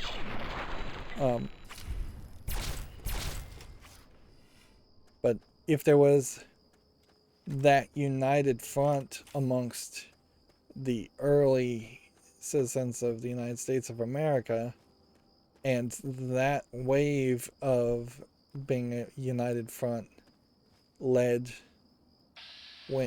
echoed throughout history, then that would almost make sense. Like, it definitely explain the stronger military. It would explain the annexing of Canada.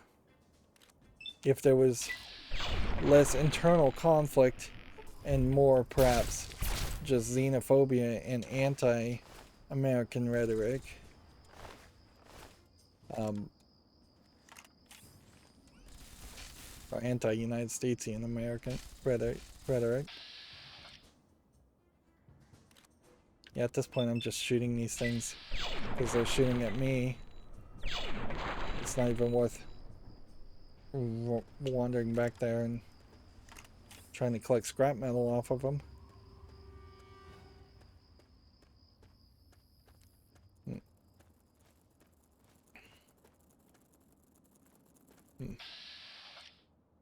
This must be the region that is supposed to be just crawling with rad scorpions. Still getting 5 XP for every shot, but takes a while to kill them.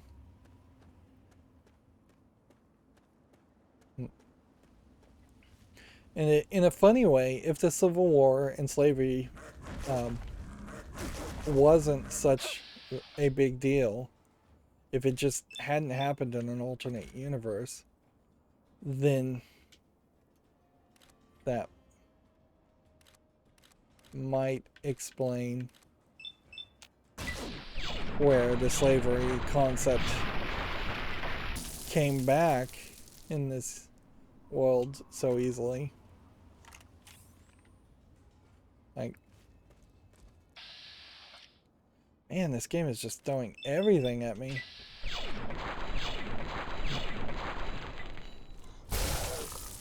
I have certainly been noticing that that's the way this game has been going, is that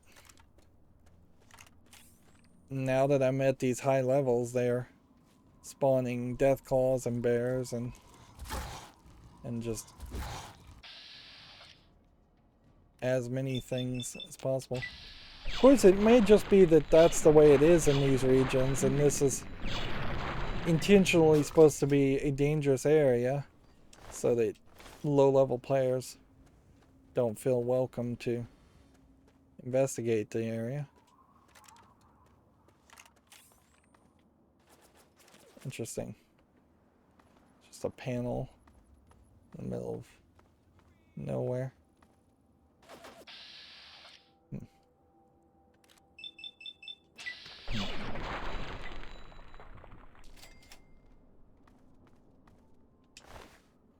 Hmm.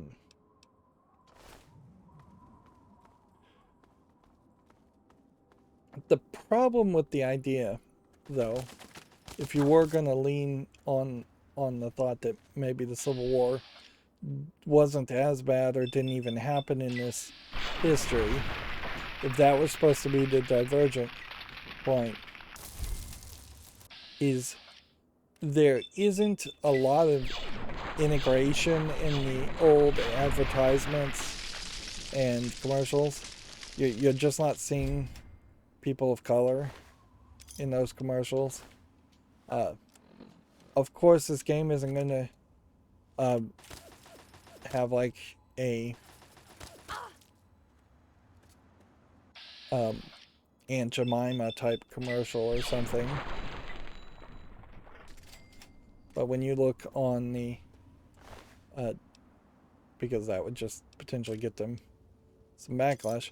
But when you look at like the Sugar Bombs boxes and stuff, it's always a white kid and a white family in all the posters.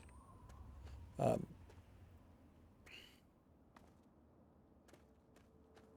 yet there's still dark-skinned characters in the game.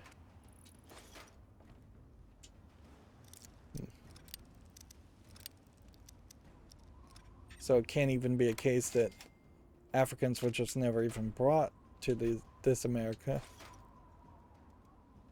They're intentionally leaving it nebulous, and that there probably has never been any official explanation as to why history seems different here.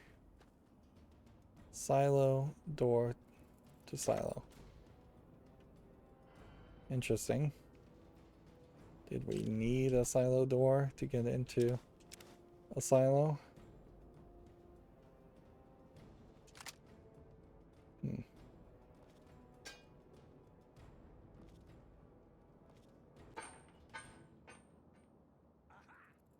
Well.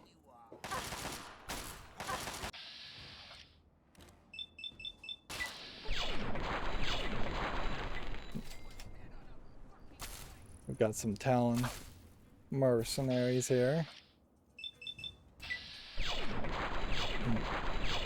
You'd think they would have run the numbers by now and considered how many people have... Ooh, an albino rad scorpion. What does an albino rad scorpion do? Yeah, these Talon companies should have realized by now I've killed so many of their people that it couldn't possibly be worth their money to continue to pursue me. Particularly since I've also killed the person that would have paid the reward. I guess that's probably the beauty of making a reward, though, is that once you put those posters up, there's always going to be somebody willing to seek out that reward, even if you can no longer pay it.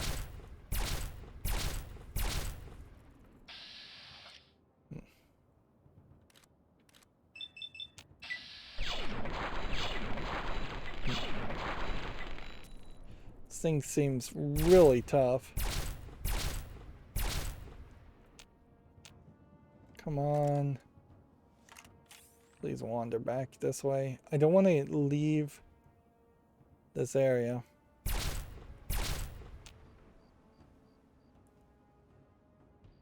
And find that it's not dead.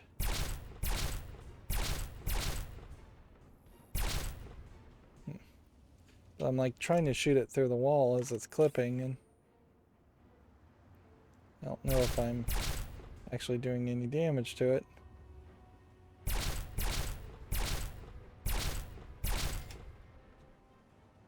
$25 XP. Silo hatch to silo. Up here, it's basically just a sniper's nest. Which that's an interesting idea, but that is also an idea that really highlights where it would have been better for it to for the silo to have been not a separate area where you go through doors and come out of doors. And in all honesty, I don't know if that really looted anything.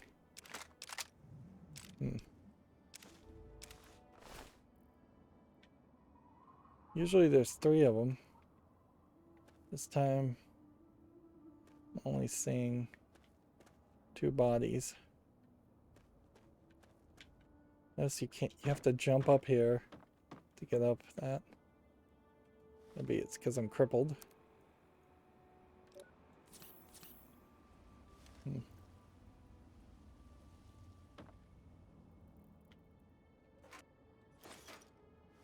Let's actually put some repair on specific limbs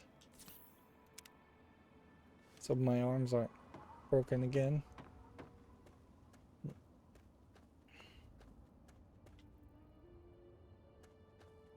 Yeah, there's no telling if there was another raider and I just missed his body, or if there was just 2 this time.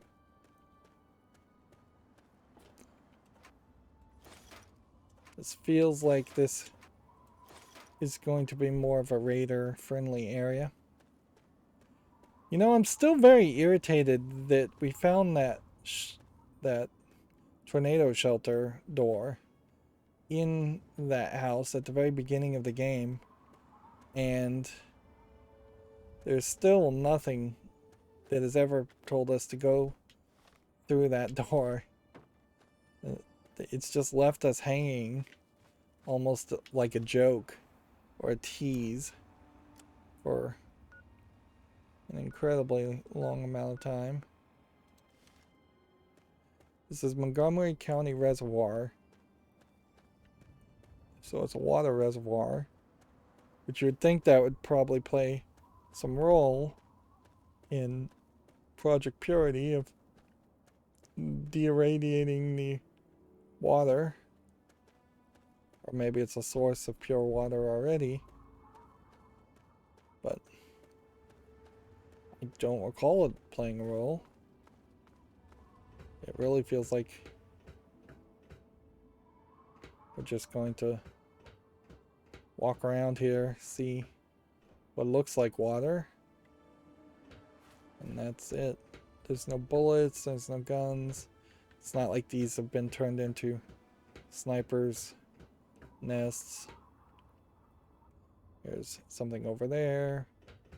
Raiders have been here, obviously. Yep. I just suspect we'll run into maybe a few more raiders, and maybe we'll go inside and have one more dungeon. And I think I might want to just finish a little early today, since I'm not in the habit of going really long, having taken a bit of a break. This is just a regular rad scorpion. Tiny little rad scorpion. Not even worth your time. I'm also still getting that crick in my neck, which honestly, this may just be permanent damage. One thing older people need to really try and impress on younger people, and they probably won't believe you and ever listen, is that after you get about to your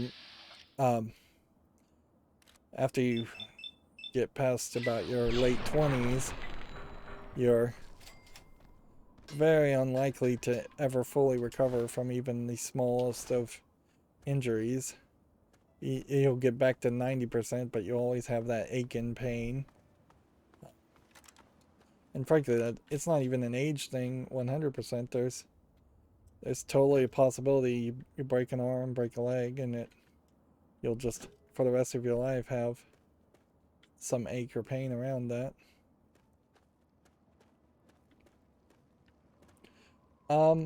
Let's look at the local map.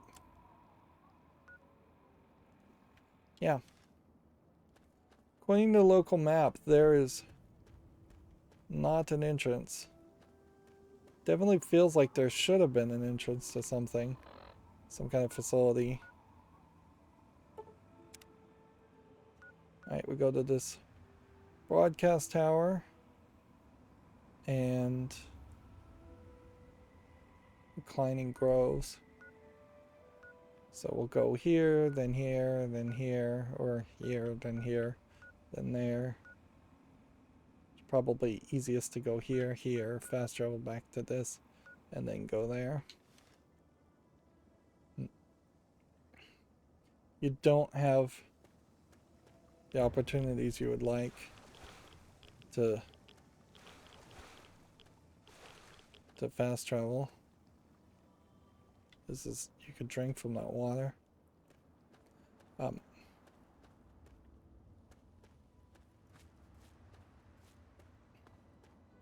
Because it's an open world game, there's no real thought here around the idea of linear paths or planning out a trip. You're just going to have to wander through a few places a couple times. Although I wouldn't say this game has been the worst at doing that. Like, the amount of backtracking we've done is, it's not been a lot.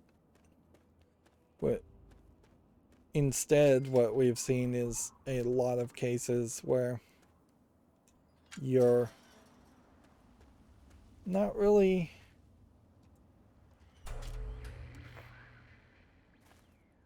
radio signal Echo Foxtrot has been found. Hey, man. You need something? A little fix, maybe? Let's see if we can buy all of his drugs and then sell some assault rifles.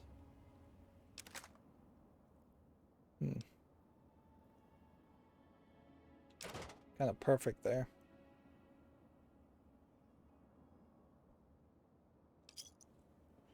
Alright, that worked. Thanks. Later. And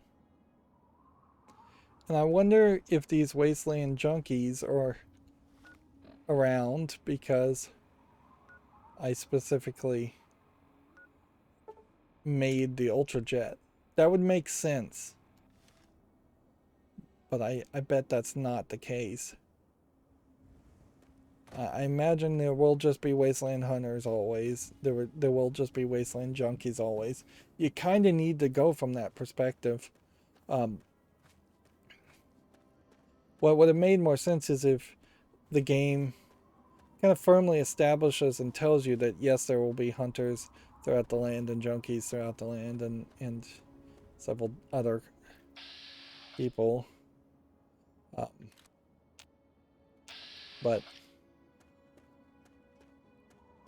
But you will increase their inventory as far as shopping with you or get some other equivalent perk if you make the Ultrajet or do the wasteland survival guide.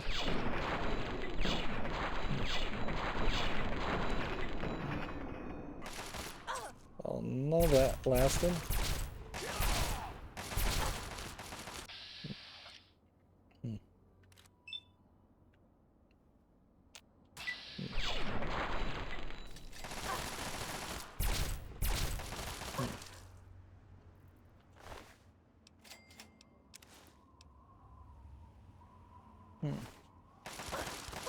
I wonder what the history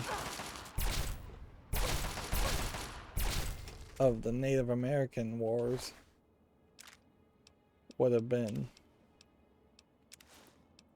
in this alternate universe.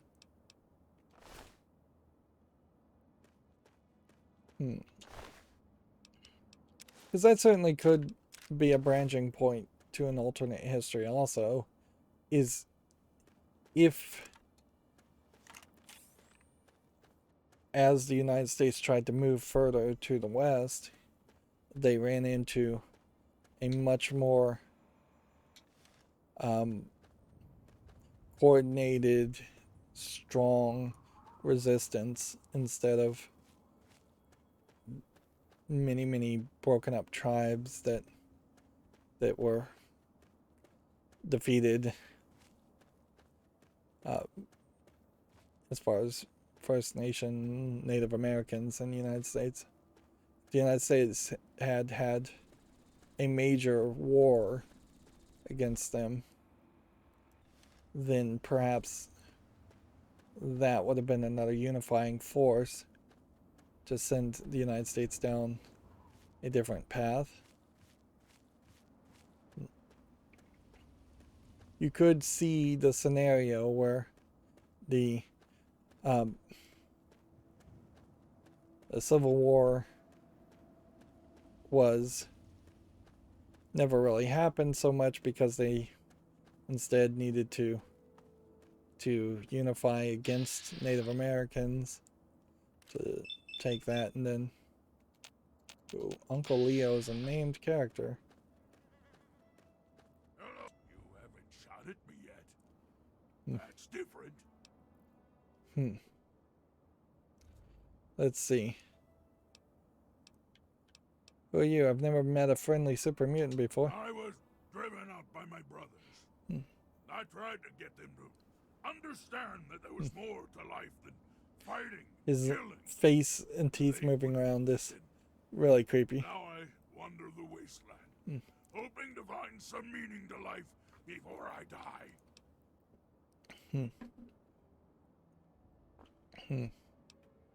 I don't know.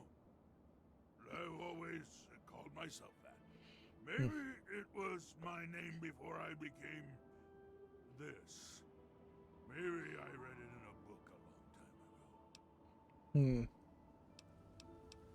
And we're getting some backstory on super mutants, which, frankly, you would have wanted to run into this character and get this backstory before you killed nearly 1,000 of them. Maybe you don't know where we come from.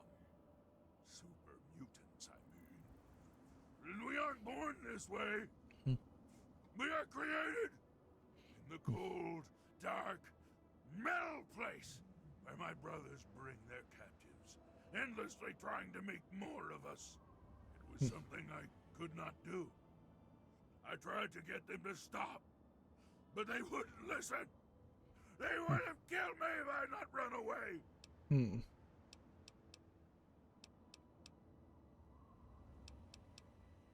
Please, come and see me again.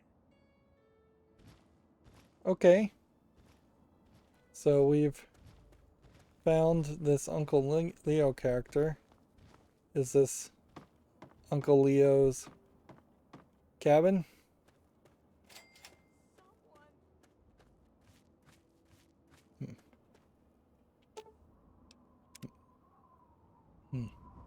We can just free her with Uncle Leo being right now. Thank you so much. This is a terrible texture. Here, I managed to hide these supplies before they tied me up. If you look at her face, I is can do to thank you. like brown, almost looks like they're just covered in dirt, and this might even be a white character. But I think it's supposed to be an African dark-skinned character. But then you also have blood on the side of her head that you can barely tell the difference there. And she almost looks like she has a mustache. But then you look at the neck, and that is super dark. And then you start to look at her shoulders, and that's almost pitch black. So the color palette here is just really off. You're right. It's dangerous out here. And then I have to go before more of them come. this is the same voice actor and same character, so you might as well have had it be the same named character. Just getting captured over and over again. And it could have been a recurring gag and joke.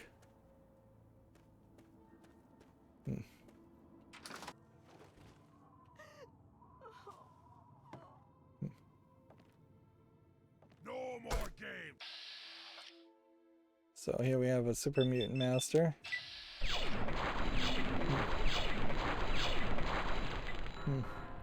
I assume Uncle Leo is not going to care about me killing his brethren. And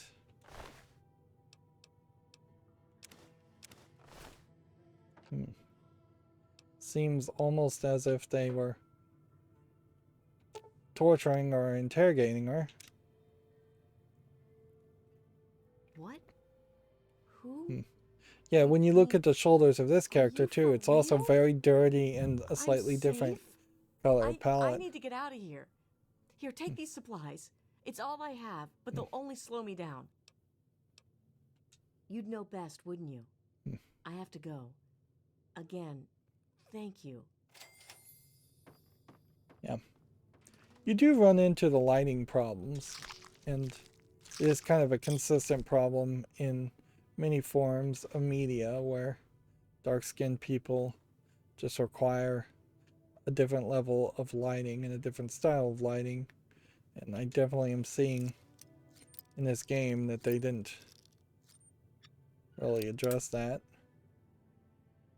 Of course, that also runs into the problem where you have to have particularly dark-skinned people when you are lighting them next to light-skinned people, otherwise they get washed out and look like they're white too.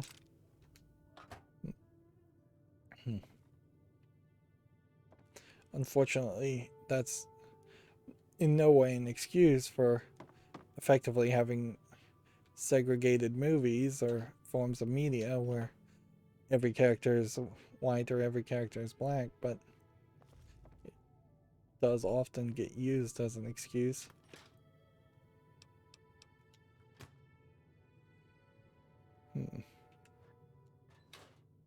Yep. That again feels like that should have been a Hello, little sister. like that feels like that should have been a quest. It really would have made a lot of sense for him to say they're doing something horrible here. Come to save the people. Help me save them. Help me stop, put an end to this madness.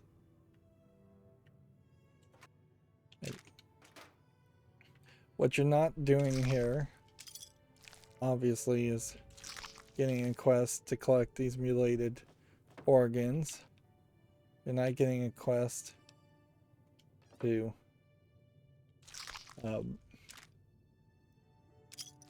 turn this into a sanctuary of any sort for other super mutants who don't want to create more super mutants. So we'll talk to this guy. I always enjoy our little chats. How can I help you? Let's see. The only thing here we have is give me everything you got and I might let you live. I hope to see you. And I don't want to do that. And this super mutant, Uncle Leo, looks a little bit different. Frankly, they don't look too off from what I imagine a Swamp Thing video game character would look like. Right, well, we definitely don't want to go that way.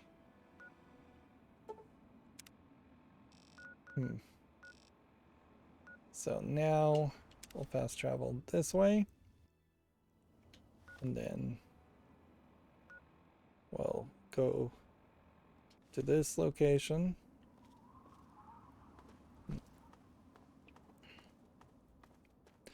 And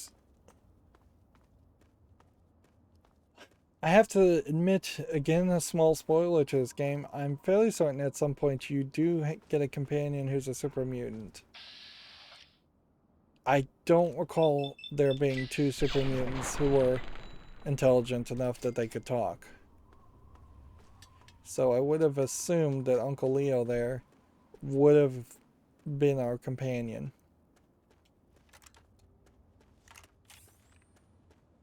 And I guess because I could get the puppies perk, I didn't take that perk. I could now take dog meat with me as a companion, but there's just no point. We've done so much of this game already solo. And I know you get a dog companion or several other companions in Fallout 4, but I wouldn't be surprised when if I ever get around to playing it at this rate. I would say it's probably win, but there's a chance it's going to be if. But yeah, I wouldn't be surprised out of habit if I just decide to go solo, that it's actually potentially a lot easier to play solo instead of have something that is going to some companion that's going to constantly get in your way.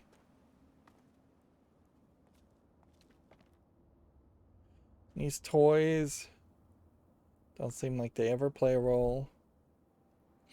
And we know that the reason there was this and these toys is that they wanted to just kind of hint that kids might still exist without showing a bunch of kids, and because they wanted these 3D models to be in that simulation.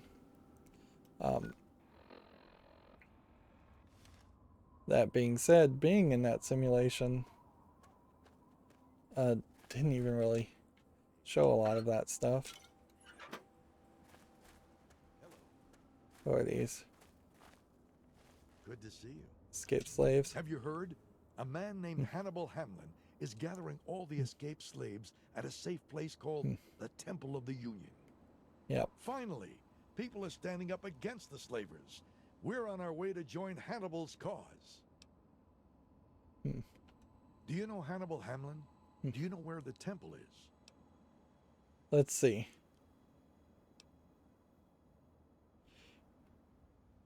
Lions send them to Paradise Falls or tell them that it's in the Lincoln Memorial. Thank you, friend. We won't forget this. Gain some karma. And so these are all just escaped slaves, where I think that could have been instead slaves being walked around by slavers. This is another one of these areas where you have fairly destroyed. I guess that's all they're for, is just to destroy all of them. Unless there's specifically a quest to destroy all of them. Like, it would have made a lot of sense to have been given a side quest called Ducks in a Barrel. Destroy all floating Enclave iBots on site. Or don't. Just, like... And not have any big consequences around that. Just be... Maybe have the Enclave a little bit peeved at you when you eventually do find them. Alright.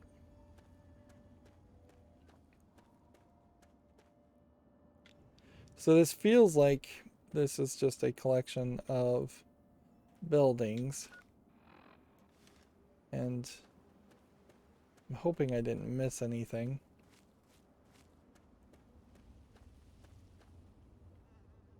A collection of buildings that at one point would have had some kind of road in between these buildings, but it's fully overgrown. So you'd almost assume that it was a dirt road or a more simplistic farm road. And that's going to lead to another one of these farms. Yep. You can definitely see that these tractors are their own, like, different kind of technology. Good to see you. Yeah? Let's see. Prepare the ghoul mask.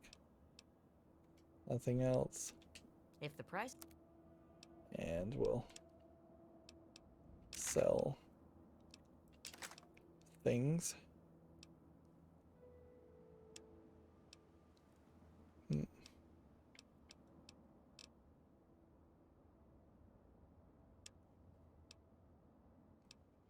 Hmm.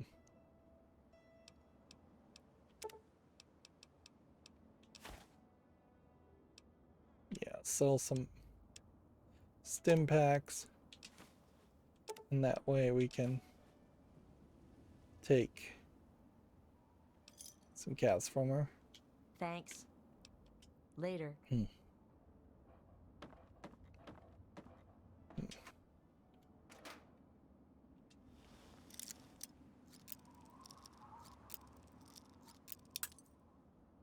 Hmm. Not trying very hard with these lockpick mechanics, which is going to stupidly cause me to run out of bobby pins.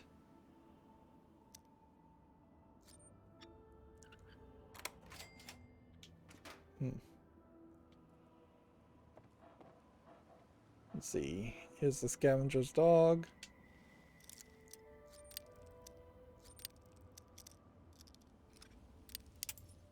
Hmm.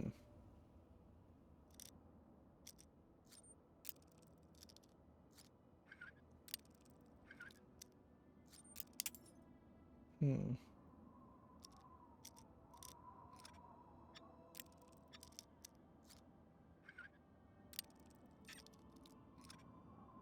Hmm.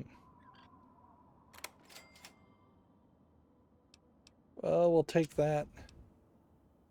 And I don't even know why we're taking pre-war money, but we'll take that. Hmm.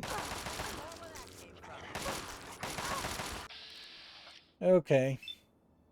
Lose some karma.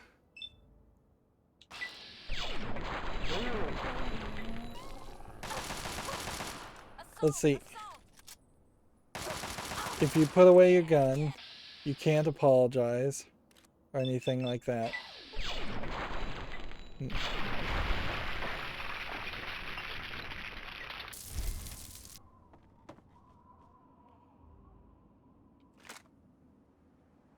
And she dissolved into dust that either, guess it didn't fall through the cracks.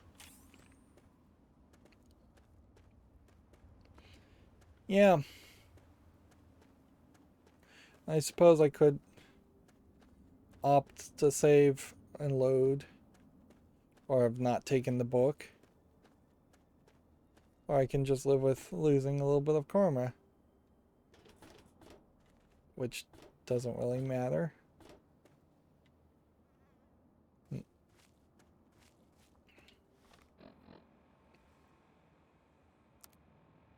Let's see. What is our stats? Still very good. Model of selflessness.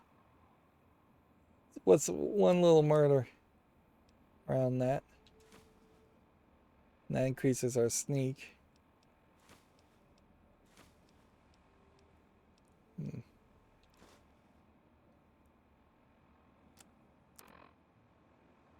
Hmm. So yeah.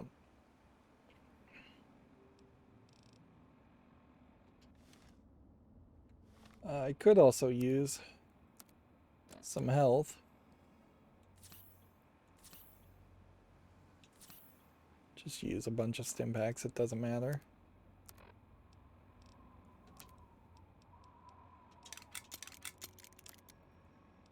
Hmm.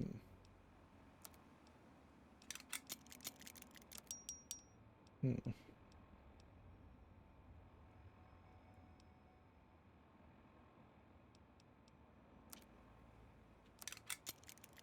Hmm. What is our next thing? It's just so easy to get kind of distracted here and fall out of order. But as we are finding these last few things, we're also still not really starting any quests, nor are we really finding a lot of things. We're not finding bobbleheads galore. We found probably 2 or 3, which is more than what we've done over the course of at least 11 hours earlier in this playthrough. And we've probably found a dozen or so books, which is something.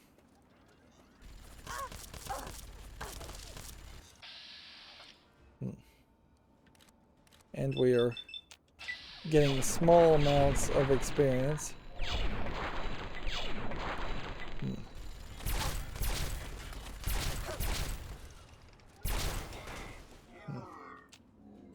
And it's gonna be a while, though, before we could, I think, accurately get up to level 23. It would be funny if we do this completionist style of gameplay all the way through the main story and the DLC, and it still does not, like, it still doesn't get me to level 30 somehow. I don't know how that could occur, but it does kind of feel like that's a possibility.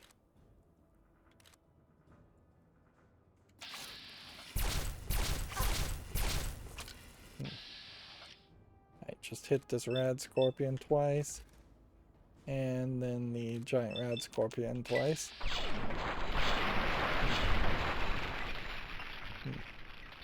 Wow. Giant rad scorpion getting shot back really far. This looks like just a broken road.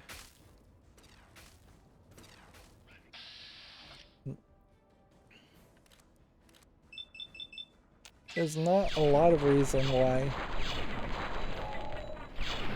the Mr. Gusty is attacking me, or why a lot of these robots are attacking me.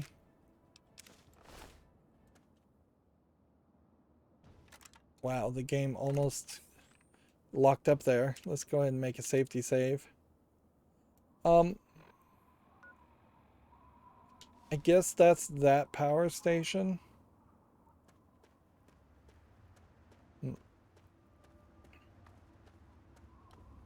Yeah, I can't help but notice that the game has just gotten worse and worse as far as its handling of itself and its crashiness. Where are we now? Greener pastures disposal.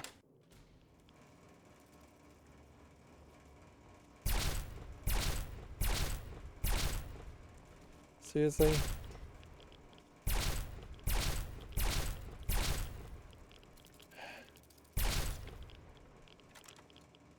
Waste of bullets. Bobblehead agility. Never be afraid to dodge the sensitive issues. And that may have helped me quite a bit. Alright.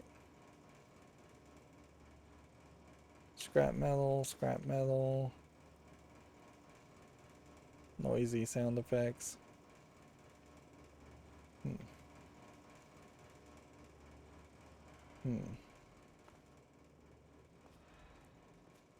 Bottle cap mine, not even really worth picking up.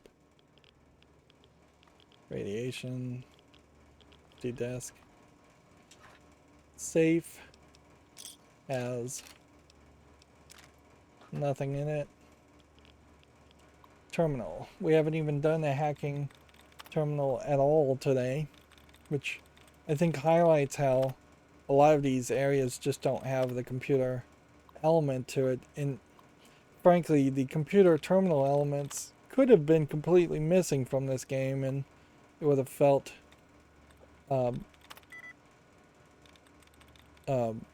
just as good.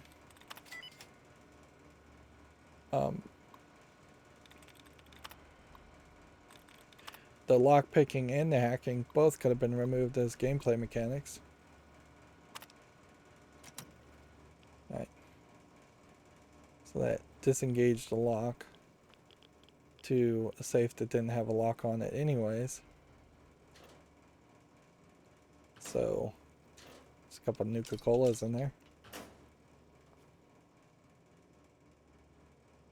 I am somewhat confused. There's a whole bunch of metal boxes, but they seem to all be empty. We're getting a little bit of scrap metal. We've got a little bit of radiation in this area. Empty tool cabinet. Safe. It's already open.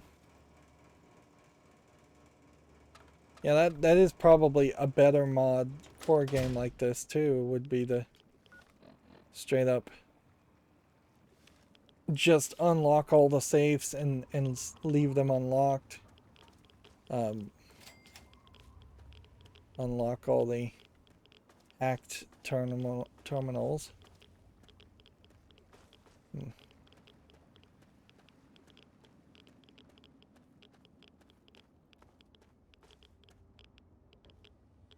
Let's see. Scientist and Big Book of Science. And more of this. So you can look in the top right. Just your level of radiation, and we can take Rat away to fix that level of radiation. It would almost make sense that the robots would shoot me in this area.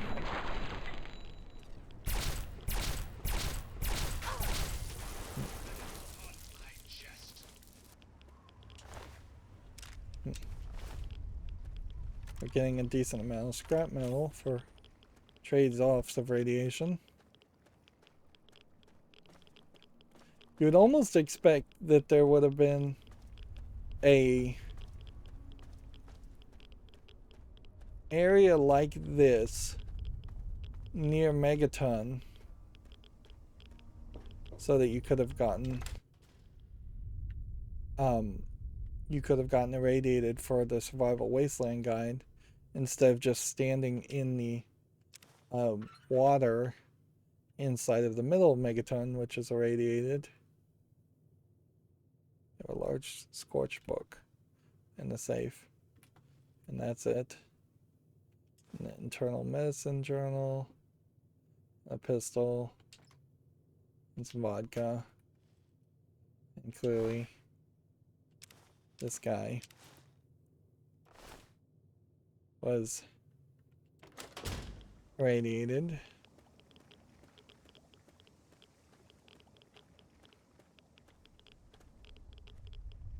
I'm just not seeing anything here. Let's check the local map. The office, the shack. We found the agility bobblehead, which is something. But what are we on? Wait. So agility now is 5. Charisma still is at 1. Perception is still at 3. Perception not really playing a role. Almost all of our skills at the max. We have a ton of perks and none of them really matter. Quest completed still is a pathetically low number at 23 compared to the 132 locations that have been discovered. We really aren't holding on to that much.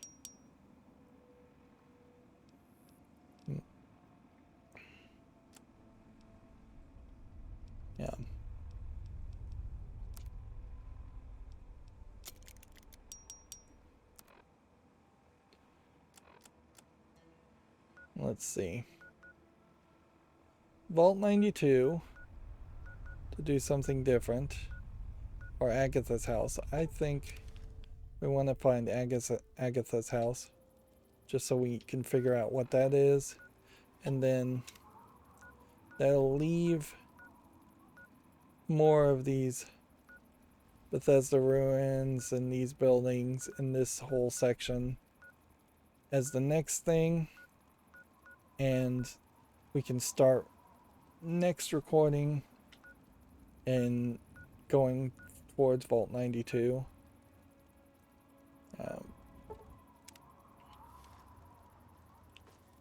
Yeah. And I think that's a good place to go. But yeah, there's definitely some gameplay content here that you can spend 3 hours just not going into a vault or into any kind of dungeon area if you are just running around to the overworld areas. And yet the overworld areas seem to reward you better than the dungeon areas do. It's oddly inconsistent. We've been through a lot of dungeon areas and not gotten bobbleheads. And yet...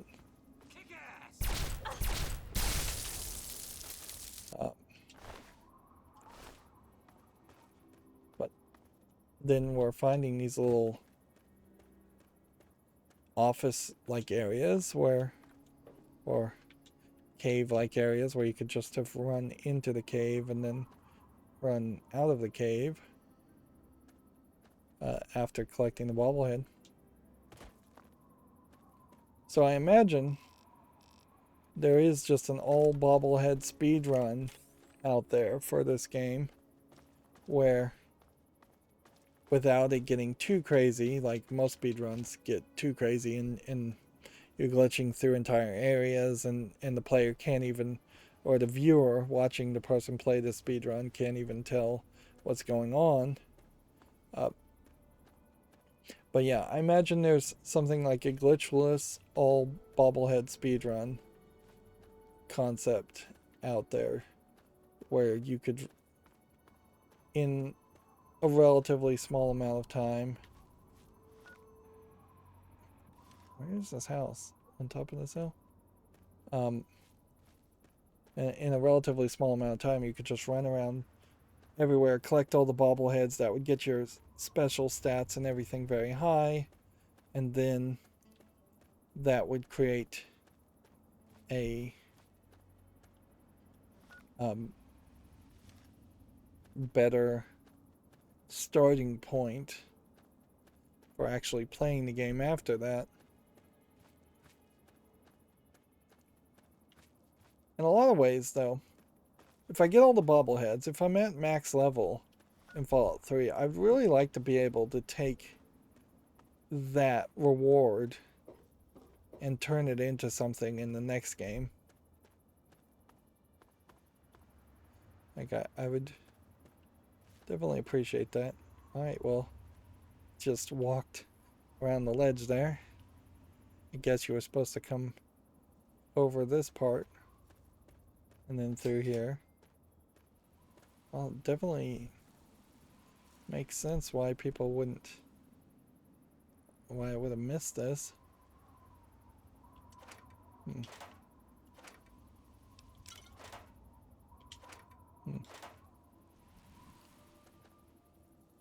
Yep. We'll have to figure out who Agatha is.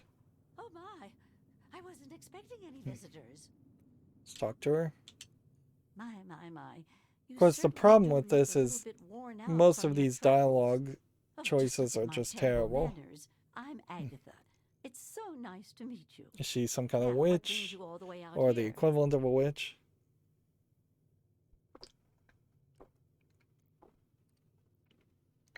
Let's go with the first option. Oh, don't worry about me. I'm just fine out here. My husband, rest his poor soul, saw to it that our house was well protected from the elements and the inhabitants of the wastes. That's kind of you to say. Yes, he's gone. Still After he wish built the this main place, character we was spent voice many acted. happy years together. We decided to cut off contact with the outside world and just depend on each other for comfort and company. Oh, goodness, no. I have a supply caravan that passes here maybe once a week. I trade with him for whatever I need, and I stock up enough till they return. But where does she get the resources to trade? Besides shelter, well, I offer something in the way of entertainment. I play songs on my homemade violin, and people trade me goods. If not in person, I use my husband's old radio set. The men in the caravan say it keeps their morale up on lonely nights in the wasteland.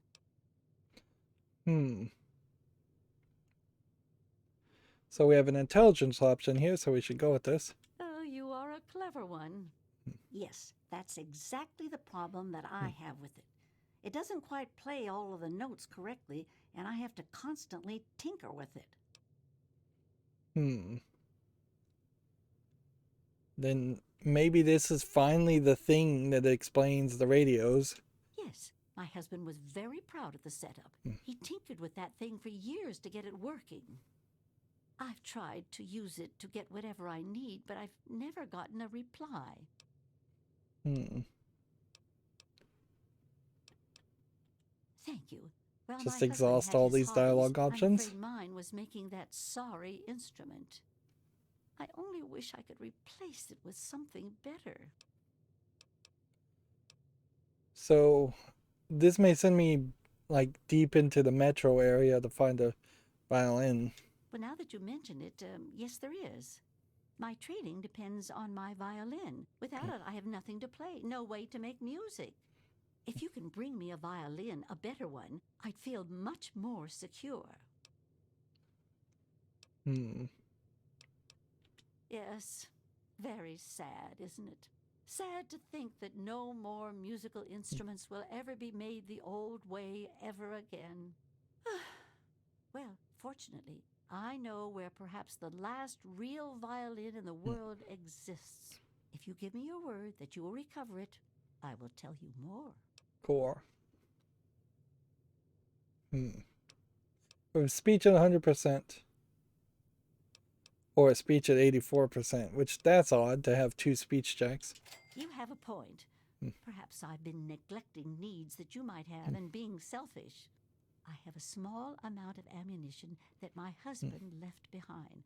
A box of odds and ends. I don't think I've opened it in years. If you do this for me, you're welcome to take whatever you need. Okay. Oh, I don't think I've been this happy in years. So we finally As start a promised, quest. Here's the key to the ammunition box. It's right under the radio table. Before you leave, I have some information that may help you. At least a place to begin. It all starts with my great-great-grandmother Hilda back in 2077, before the bombs fell. Yeah. So 2077 is when the bombs fell. So apparently there may not actually be a branching history at all. This may just be set so far in the future that the 1940s diesel punk visual aesthetic just came back into fashion. You almost have to assume that that's the case. But then also it's kind of weird that there isn't technology that's improved between 2010 or so when this game came out in 2077. Of a kind, yes. Hilda sent a good deal of letters to my great-grandmother Mary, who passed them on, and so forth. I suppose the correspondence could be considered a diary of sorts. It certainly is a long time. That precious instrument has been through a lot. Anyway, Hilda was quite a special woman, classically trained and exceptionally talented at the violin. Her pride and joy was her Stradivarius violin. I can only imagine how exquisite this instrument must This have isn't a been. case where the When lighting all is just said, awful. She was invited by Vault Tech into Vault 92. They claimed the vault would be dedicated to preserving musical talent.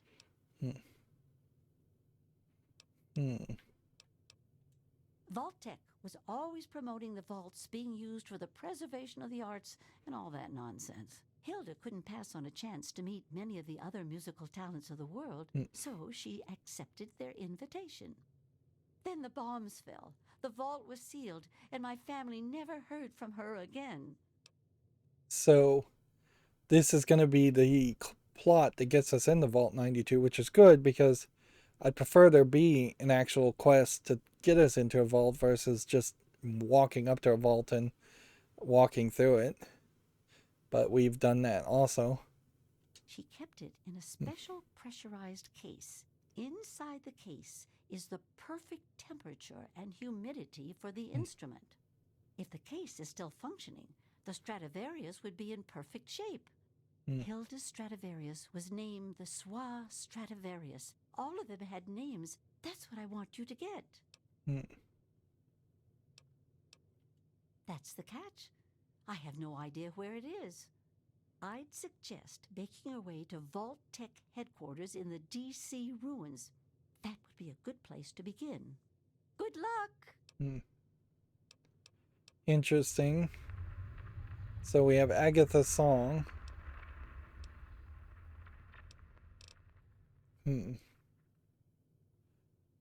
Optional locate Vault Tech headquarters. Yeah, I think we would want to do that optional. She was quite a special woman. A lot of Hilda dialogue was her here. name.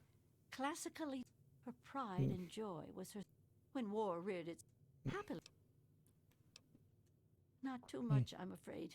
It was Skip through some of way this. back in 1714 by a famous Italian craftsman. He had made a bunch of Stradivarius violins, actually, and they are regarded as the most outstanding instruments ever. Since the bombs fell laying waste to most of the world, It's odd to it may be talk safe about to say Stradivarius that this violins, would be the last surviving violin. considering how the rest of history is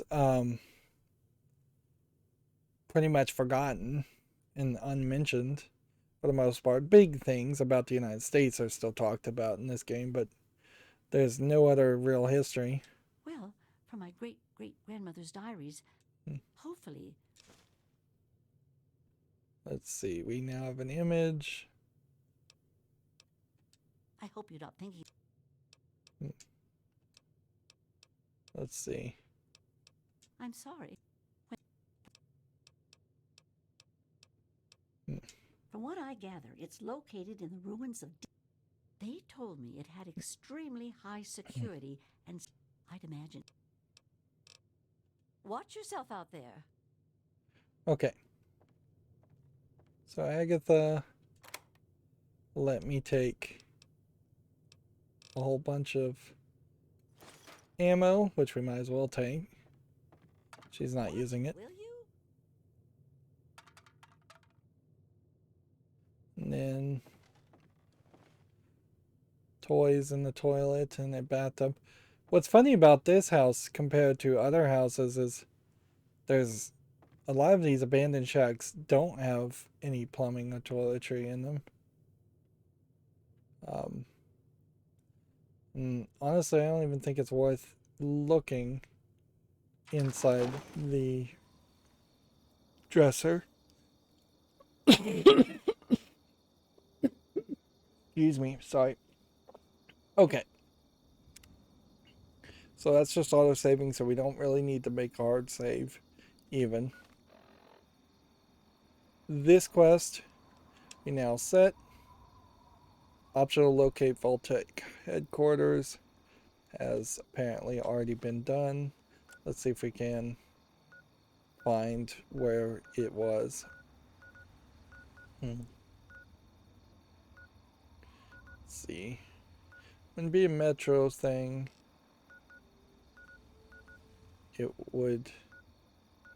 There's still just a lot of stuff here. I imagine it was somewhere.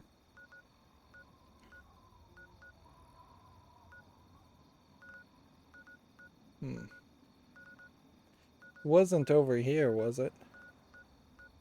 I don't think so. That's Hubris Comics. But that picture is probably what we're looking for. Lighthouse Plaza. DuPont East. GNR Building. Baltic Headquarters. So we were there. We already did that thing. A part of it. And so we now know like where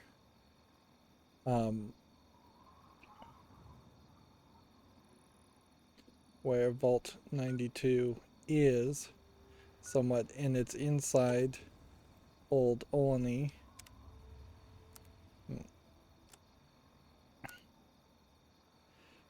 Otherwise, on this map, we have managed to mark off most things, but not everything.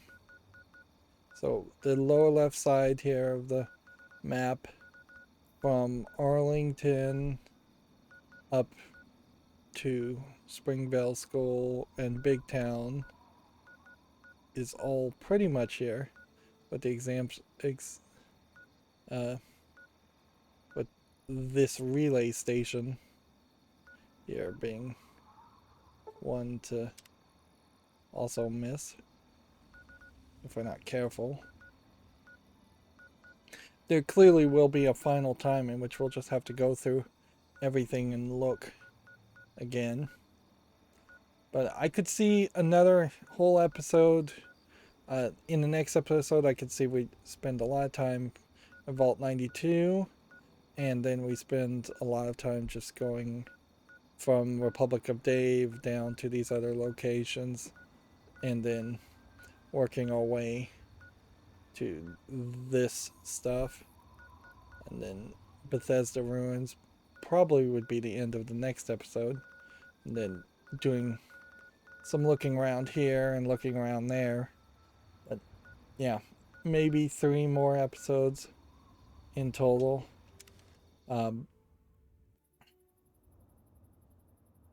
Yeah, that would be my guess, is somewhere around 3 more episodes in total, before we can get back to the main story. We may get lucky. This was Old Olney, was the Deathclaw laden area.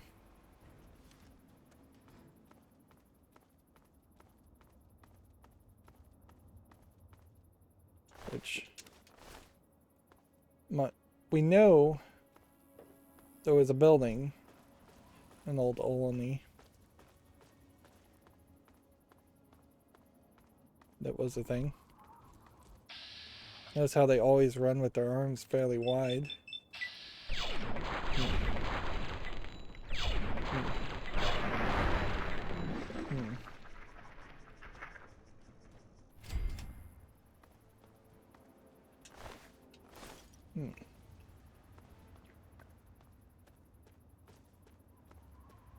But yeah, it's actually outside of Old Olney that this vault is located.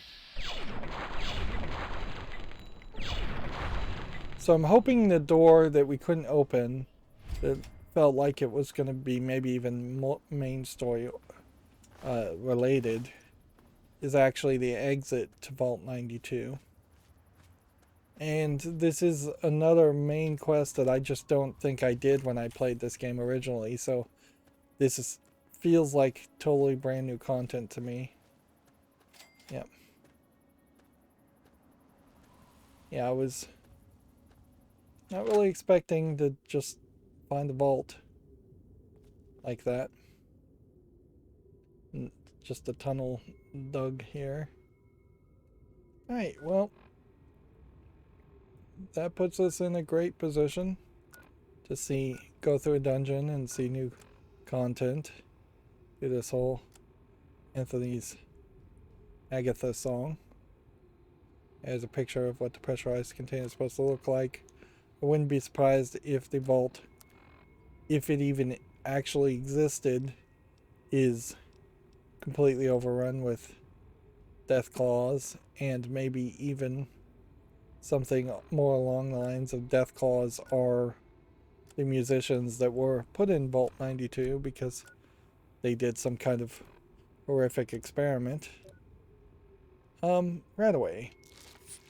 One right away was all it took to get rid of 90% of that. And then got some effects, plenty of stim packs. Still waiting to potentially get the almost perfect base stats. What would really suck is if we get that almost perfect perk and then it reduces strength and endurance and intelligence to 9 and luck to 9 and the bobbleheads don't make up the difference. That would be crazy, certainly, but it still would probably be a trade-off worth doing.